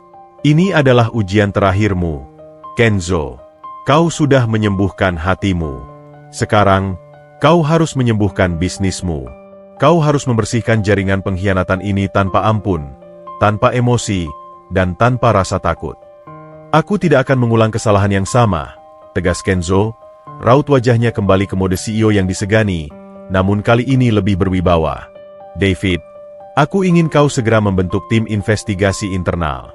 Targetkan semua orang yang diangkat Sally dalam 1 bulan terakhir. Kita akan buktikan bahwa mereka terlibat dalam rencana pelemahan perusahaan. David mengangguk. Tentu, Tuan. Kita akan mulai dari direktur keuangan yang baru, Rico. Dia terkenal sebagai tangan kanan di perusahaan saingan Sally. Kenzo berdiri, berjalan ke jendela, dan menatap pantulan dirinya di kaca. Hartono Group tidak akan lagi menjadi tempat bagi ambisi gelap. Ini akan menjadi tempat yang dibangun di atas kejujuran. Dan aku akan memulainya dengan satu keputusan penting. Kenzo menoleh ke Kenan. Matanya berbinar. Kenan, aku ingin kau menjadi bagian dari perusahaan ini. Bukan sebagai tukang jamu pribadiku, tapi sebagai kepala divisi kesejahteraan holistik. Kau akan bertanggung jawab untuk memastikan setiap karyawan Hartono Group sehat, bukan hanya secara fisik, tapi juga mental dan spiritual. Kenan tersenyum. Tawaran itu jauh melampaui apa yang pernah ia bayangkan. Aku tidak pernah mencari jabatan tinggi, Kenzo. Aku hanya ingin menjalani hidup tenang. Kedamaianmu adalah warisan terbaikku, Kenan. Aku tidak mau kau kembali ke warung jamumu yang sunyi dan menghilang lagi. Kita adalah tim sekarang. Aku butuh jangkar di tengah topan. Pikirkan saja ini sebagai golden paste dalam skala korporat, desak Kenzo. Dengan ilmumu, kita bisa menciptakan lingkungan kerja yang tidak akan pernah menghasilkan orang-orang seperti Sally. Kenan merenung sejenak, melihat ketulusan di mata Kenzo. Tawaran itu bukan tentang uang, melainkan tentang kesempatan untuk menyebarkan penyembuhan yang lebih luas. Baiklah, Kenzo. Aku terima. Tapi aku punya syarat, kata Kenan. Apapun itu, balas Kenzo. Pertama, Tio harus dipekerjakan kembali setelah pemulihannya. Beri dia pekerjaan di bidang yang bisa memberinya kedamaian, bukan tekanan, pinta Kenan. Kedua, aku ingin sebagian besar anggaran divisi ini dialokasikan untuk pembangunan kembali panti asuhan kita, dan untuk program terapi trauma bagi anak-anak jalanan. Wajah Kenzo bersinar. Itu bukan syarat, Kenan. Itu adalah kehormatan. Kita akan membangun panti asuhan itu bersama, dan kali ini, kita akan melindunginya dari api. Beberapa hari berikutnya dipenuhi dengan pembersihan internal yang intens. Tim David bekerja keras, mengungkap satu persatu kroni Sally. Rico, direktur keuangan yang baru, ditangkap setelah terbukti memasukkan laporan untuk mengalihkan dana besar ke perusahaan cangkang milik Sally. Di sisi lain, Kenan memulai pekerjaan barunya. Ia mengubah salah satu ruangan rapat Kenzo menjadi studio konsultasi, dipenuhi aroma herbal yang menenangkan. Karyawan yang awalnya skeptis dengan kepala divisi holistik ini mulai berdatangan, tertarik oleh reputasi pemuda ajaib 5 menit yang viral. Maya, yang kini bekerja di divisi arsip, datang menemui Kenan. Wajahnya terlihat jauh lebih tenang. Tuan Kenan, saya ingin mengucapkan terima kasih lagi. Tio kini menerima terapi, dan dia jauh lebih tenang. Dia bilang, rasa sakitnya mulai terasa seperti luka lama, bukan lagi api yang baru, kata Maya, matanya penuh syukur. Itu bagus, Maya. Tio adalah pria baik yang tersesat oleh dendam. Sekarang, dia menemukan jalannya kembali, jawab Kenan, sedang meracik teh chamomile untuknya. Apakah Kenzo benar-benar memaafkan kami sepenuhnya? Tanya Maya, keraguan masih terasa dalam suaranya.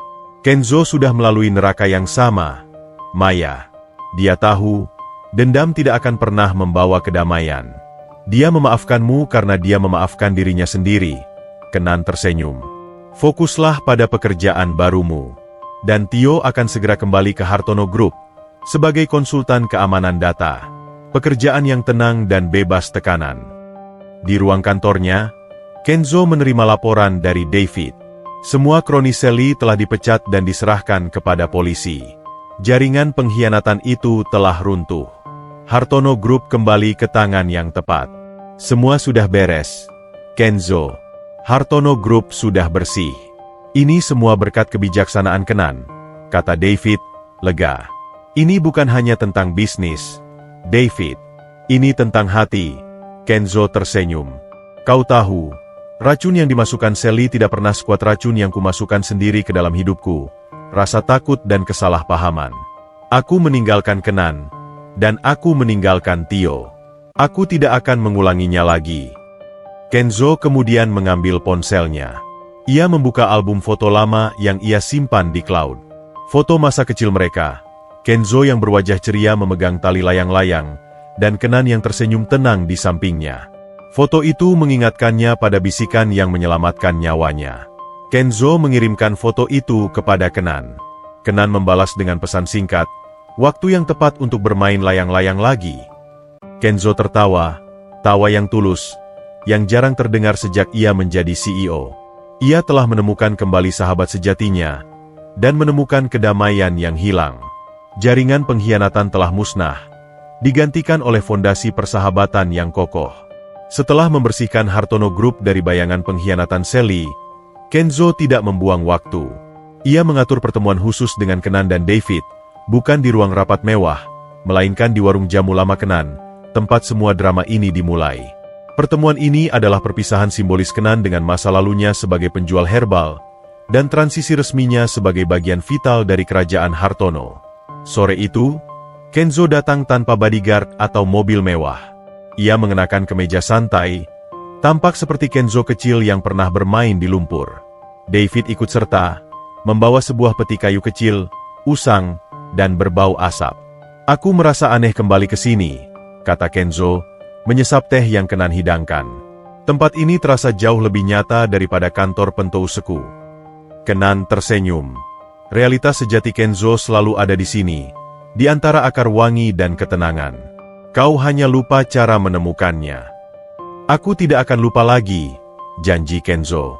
Setelah semua kekacauan ini, aku menyadari bahwa penyembuhan terbesarku bukan hanya dari ramuanmu, tapi dari keberanianmu untuk kembali dan membuka kembali luka lama kita. David meletakkan peti kayu tua itu di meja. Tuan Kenan, ini adalah kotak kelereng Tuan Kenzo. Dia memintaku mengambilnya dari brankas pribadi. Kotak ini sudah disimpan Kenzo selama 15 tahun. Kenzo membuka peti itu. Di dalamnya, kelereng-kelereng kaca aneka warna berkilauan seperti permata kecil, memantulkan cahaya senja. Kenzo mengambil satu kelereng biru, favoritnya. Aku memegang kelereng ini saat aku lari dari api itu. Kenan, bisik Kenzo. Setiap kali aku melihatnya, aku ingat rasa takutku, dan aku ingat meninggalkanmu. Aku pikir ini adalah bukti pengkhianatanku. Kenan mengulurkan tangan. Ia mengambil kotak herbal yang ia temukan kembali di reruntuhan panti asuhan bertahun-tahun lalu. Kotak yang ia simpan sebagai pengingat pahit. Kotak itu kini penuh dengan abu kayu sisa kebakaran dan sebuah jurnal lama. Dan ini adalah bukti lukaku, Kenzo, kata Kenan. Aku menyimpan abu ini sebagai pengingat bahwa warisan nenekku hilang. Aku menyalahkanmu karena meninggalkan warisan ini, padahal kau hanya menyelamatkan kelerengmu karena kau salah dengar. Kenzo menatap abu itu, lalu kembali ke kelereng di tangannya. Sebuah pemandangan yang menyentuh hati, dua pria dewasa yang kini memahami bahwa tragedi mereka bermula dari salah dengar yang dipicu kepanikan masa kecil. Kita sudah bicara tentang ini, Kenan. Aku minta maaf. Aku bodoh dan takut, kata Kenzo. Aku tahu, Kenzo. Tapi ada satu hal lagi yang harus kau lihat, kata Kenan. Ia membuka peti kayu tempat ia menyimpan barang-barang pribadinya di warung itu, peti yang hanya diketahui David. Kenan mengeluarkan sebuah kotak kecil, terbuat dari kayu jati, yang di dalamnya terdapat sisa serbuk herbal kering yang terbakar. Kotak itu penuh dengan catatan tulisan tangan yang rapuh. Ini, kata Kenan, menyodorkannya ke Kenzo. Ini adalah sisa terakhir dari kotak herbal pusaka nenekku. Aku menyelamatkannya malam itu, setelah kau lari. Dan aku juga menyelamatkan ini. Kenan meletakkan sebuah kalung perak sederhana di atas meja. Kalung itu berliontin miniatur layang-layang yang terbuat dari logam usang. Malam itu, saat kau lari, kau menjatuhkan kalung ini di dekat pintu gudang. Kenan menjelaskan, suaranya dipenuhi kenangan. Aku mengambilnya. Kau selalu memakainya, Kenzo. Kalung yang kau buat sendiri dari sisa kawat. Aku menyimpannya agar kau bisa fokus pada hidup barumu tanpa dihantui masa lalu. Aku tidak ingin kau merasa bersalah seumur hidup karena meninggalkan warisan nenekku. Kenzo menatap kalung itu. Itu adalah kenang-kenangan yang ia buat saat kelas kerajinan di panti asuhan. Sebuah simbol kecil dari kebebasan dan persahabatan yang ia yakini telah hilang. Kenzo meraih kalung itu, tangannya gemetar. Air matanya kembali tumpah. Ia membiarkan air mata itu mengalir, membersihkan sisa-sisa trauma dan rasa bersalah yang melekat. Kau tidak pernah meninggalkanku, Kenan. Kau melindungiku, Kenzo berbisik, mengambil kalung itu dan memeluknya erat di dada. Kau membiarkanku hidup dengan kebohongan demi kebahagiaanku. Kau adalah sahabat sejati, Kenan. Dan aku membuang 15 tahun kebahagiaan sejati demi kekuasaan palsu. David, yang menyaksikan adegan yang menyentuh itu, memalingkan wajahnya, matanya berkaca-kaca. Sally benar dalam satu hal, kata Kenzo, menatap David. Aku adalah orang yang sentimental. Dan sentimen ini yang menyelamatkan nyawaku, berkat Kenan. Kenan dan Kenzo saling berpandangan. Semua pengkhianatan, racun, dan trauma kini terasa jauh. Yang tersisa hanyalah ikatan persahabatan yang kuat dan tak terputuskan. Sekarang, kita harus membuktikan ini pada dunia, kata Kenzo. Hartono Group harus tahu bahwa CEO mereka diselamatkan bukan oleh sains modern, tapi oleh hati dan persahabatan sejati. Kenzo kemudian membawa Kenan ke lapangan besar di pinggiran kota, lapangan yang dulu menjadi tempat mereka bermain, lapangan yang Kenan bisikan saat Kenzo kritis. Lapangan itu kini telah dibeli Hartono Group dan sedang diubah menjadi taman publik dan panti asuhan modern. Kenzo menyerahkan kotak kelereng dan kalung layang-layang itu kepada Kenan. Ini milikmu, Kenan. Simpan semua bukti ini. Aku tidak butuh lagi kelereng atau kalung ini untuk mengingatmu. Aku butuh kau di sisiku, kata Kenzo. Tapi aku ingin kita menyelesaikan janji kita yang dulu. Kenzo mengeluarkan layang-layang baru yang besar, berwarna merah cerah, yang ia beli khusus. David ikut membantu menyiapkan tali. Mereka bertiga berdiri di tengah lapangan, melawan angin sore yang sejuk. Kenzo memegang erat tali kendali, sementara Kenan memegang layang-layang itu. Siap, Kenzo? Tanya Kenan. Matanya berbinar penuh kebahagiaan. Siap. Lepaskan, Kenan, seru Kenzo, suaranya penuh semangat, seperti anak kecil yang baru menemukan mainan favoritnya. Kenan melepaskan layang-layang itu. Layang-layang itu menari melawan angin, naik tinggi, semakin tinggi, hingga tampak seperti titik merah yang memudar di langit senja. Saat tali layang-layang itu menegang di tangan Kenzo, ia merasakan beban yang selama ini ia pikul terangkat, hanyut bersama layang-layang yang terbang bebas. Itu adalah metafora sempurna untuk hidupnya, memegang erat tali kendali, tetapi membiarkan jiwa terbang bebas. Aku tidak pernah sebahagia ini, Kenan, bisik Kenzo, matanya terfokus pada layang-layang. Kau hanya perlu kembali ke tempat yang benar, Kenzo, jawab Kenan, berdiri di sampingnya. David, berdiri di kejauhan, tersenyum. Ia tidak hanya melihat dua sahabat, tapi juga melihat kembalinya jiwa Kenzo yang hilang. Kenzo menoleh ke Kenan. Besok, aku akan mengadakan konferensi pers. Aku akan mengumumkan jabatan barumu. Dan aku akan menceritakan kisah kita. Bukan kisah tentang racun dan CEO yang lumpuh, tapi kisah tentang persahabatan dan penebusan dosa. Aku setuju. Dunia harus tahu bahwa keajaiban sejati bukanlah obat, tapi ketulusan, kata Kenan. Kenzo mengangguk. Dan ini adalah kesepakatan terakhir kita. Mulai sekarang, setiap kali kita merasa tertekan, kita harus kembali ke lapangan ini, dan menerbangkan layang-layang. Sebagai pengingat bahwa kita tidak akan pernah lari dari api, atau meninggalkan satu sama lain, lagi. Setelah momen emosional di lapangan layang-layang, Kenzo, meskipun secara fisik sudah sepenuhnya pulih dari dampak neuroinducer, menjalani pemulihan mental yang intensif. Kenan, kini bukan lagi tamu di Menara Hartono, melainkan salah satu arsitek utama di bawah payung Kenzo. Ia resmi menjabat sebagai Kepala Divisi Kesejahteraan Holistik. Kantor baru Kenan, yang dulunya adalah ruang rapat yang kaku, kini bertransformasi menjadi oase ketenangan. Dindingnya dicat dengan warna sage green yang menenangkan, dipenuhi rak-rak berisi rempah-rempah beraroma, dan meja kerjanya selalu ada cawan keramik berisi teh herbal hangat. Di ruangan ini, Kenan mulai menerapkan filosofi penyembuhannya ke dalam struktur korporat yang dingin. Aku tidak ingin karyawan Hartono Group hanya menjadi mesin penghasil uang, David, kata Kenan suatu pagi, saat David berkunjung untuk sesi konsultasi stres. Aku ingin mereka menjadi manusia yang seimbang. Kau tahu, tekanan seperti air yang mengalir. Kalau tidak ada celah untuk keluar, dia akan meletakkan wadahnya. David, yang terlihat jauh lebih rileks sejak kasus Sally usai, menyesap teh jahe madu. Aku setuju, Kenan. Aku sendiri merasa seperti batu yang terus dipahat. Tuan Kenzo juga terlihat berbeda. Dia tidak lagi membuat keputusan di bawah tekanan. Ada kedamaian yang mendalam dalam setiap perkataannya. Itu karena ia sudah berdamai dengan masa lalunya, balas Kenan. Racun Sally hanyalah cermin yang menunjukkan betapa Kenzo telah lama mengabaikan jiwanya sendiri. Sekarang, ia kembali ke akarnya. Pemulihan Kenzo terlihat nyata dalam setiap tindakannya. Ia tidak lagi mengejar kesempurnaan yang kejam. Ia mulai mendelegasikan tugas dengan bijak dan, yang paling mengejutkan seluruh dewan direksi, ia mengalokasikan dana besar untuk yayasan panti asuhan layang-layang, nama yang ia pilih untuk proyek amal baru mereka. Suatu siang, Kenzo datang ke kantor Kenan, membawa sepasang sepatu sneakers lusuh yang ia temukan di gudang lama. Aku menemukan ini, kata Kenzo, tersenyum kecil. Sepatu yang kukenakan malam kebakaran. Aku ingin membakarnya, tapi aku tidak bisa. Kenan memegang sepatu itu. Jangan membakarnya, Kenzo. Jangan hancurkan masa lalu. Aku tahu ini sulit, tapi masa lalu adalah guru terbaik. Aku akan membersihkannya untukmu, dan kau akan menyimpannya sebagai pengingat betapa jauh kau telah melangkah. Kenzo duduk di sofa, menghela napas panjang. Aku sudah memaafkan Sally, Kenan. Tapi aku tidak bisa melupakan bagaimana mudahnya aku ditipu. Aku merasa bodoh. Pengkhianatan tidak membuatmu bodoh, Kenzo. Pengkhianatan membuatmu menjadi orang yang terlalu percaya. Kenan menenangkan. Sally memanfaatkan kelemahan terbesarmu, yaitu rasa bersalah terhadap Tio. Itu bukan kebodohan, itu adalah luka. Bagaimana dengan Tio? Tanya Kenzo. Apakah dia sudah mulai bekerja di divisi keamanan data? Ya, dia luar biasa dalam hal teknologi, Kenzo. Dia sangat fokus. Dan yang terpenting, dia tenang. Maya menemaninya setiap hari. Mereka berdua menemukan kedamaian dalam kebersamaan, dan mereka menemukan tujuan di sini. Jawab Kenan, matanya berbinar melihat keberhasilan Tio. Kenzo tersenyum lega. Penebusan dosaku terasa manis. Aku tidak kehilangan kekayaan, tapi aku mendapatkan kembali jiwaku dan persahabatan kita. Kenzo kemudian membahas rencana mereka yang terbesar, konferensi pers akbar yang akan mengumumkan Kenan sebagai kepala divisi baru, penuntutan Sally, dan pembukaan yayasan layang-layang. Aku akan mengumumkannya lusa. Aku ingin ini menjadi pernyataan. Bukan hanya tentang Hartono Group, tapi tentang nilai kemanusiaan, ujar Kenzo. Aku ingin dunia tahu bahwa aku diselamatkan oleh pemuda ajaib yang tak ternilai harganya. Kenan menyanggupi. Aku akan siapkan diriku. Tapi saat kau menceritakan kisah kita, Kenzo, kau harus jujur tentang bagaimana kau meninggalkanku dan Tio malam itu. Itu adalah bukti terbaik bahwa kau benar-benar sembuh. Aku tidak akan menyembunyikan apapun, janji Kenzo. Aku ingin semua orang tahu bahwa Sio ini juga pernah menjadi anak kecil yang penakut dan melakukan kesalahan fatal. Itu adalah esensi dari pemulihanku.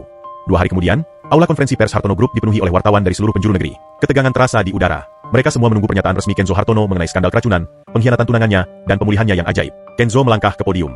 Ia tidak mengenakan jas mahal yang kaku, melainkan setelan yang elegan namun nyaman, memancarkan aura kejujuran yang menenangkan. Di sampingnya, duduk Kenan, dalam balutan kemeja linen yang sederhana, tampak tenang dan percaya diri. Kenzo memulai pidatonya dengan kejutan.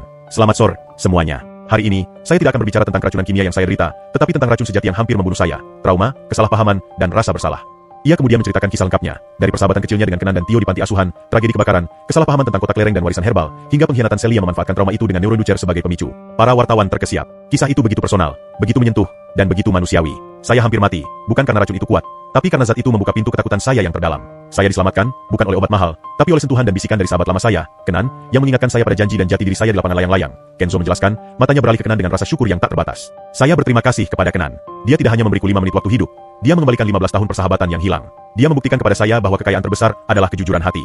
Kemudian, Kenzo mengumumkan penunjukan Kenan. Saya bangga memperkenalkan Kenan Permana, pemuda ajaib yang kini resmi menjabat sebagai Kepala Divisi Kesejahteraan Holistik Hartono Group. Kenan akan memastikan bahwa setiap karyawan kami sehat secara total, lahir dan batin. Sesi tanya jawab pun dibuka. Seorang wartawan bertanya, Tuan Kenzo, bagaimana Anda bisa yakin Tuan Kenan tidak berbohong tentang masa lalu, setelah Anda dikhianati oleh tunangan Anda sendiri? Kenzo tersenyum, senyum yang mencapai matanya. Saya memiliki bukti yang tidak bisa dibantah oleh hukum manapun. David muncul di samping Kenzo, membawa 2 kotak kayu kecil. Kenzo membuka kedua kotak itu.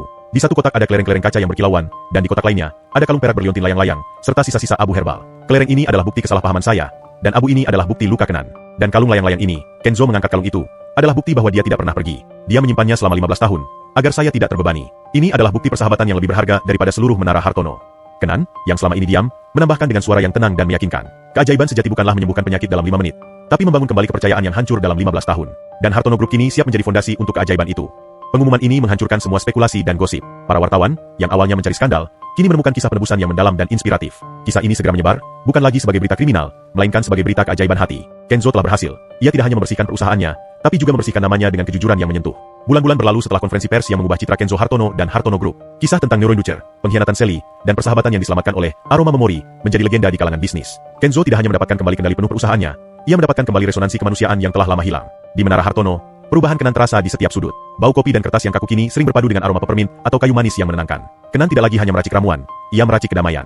Sesi konsultasi di divisi kesejahteraan holistik menjadi bagian paling dicari oleh para karyawan, yang kini belajar bahwa kinerja terbaik lahir dari jiwa yang sehat, bukan dari tekanan yang membakar. Suatu sore yang cerah, Kenan menerima laporan dari David. David, yang kini juga sering meminta saran herbal untuk mengatasi migrainnya, duduk di kantor Kenan yang tenang.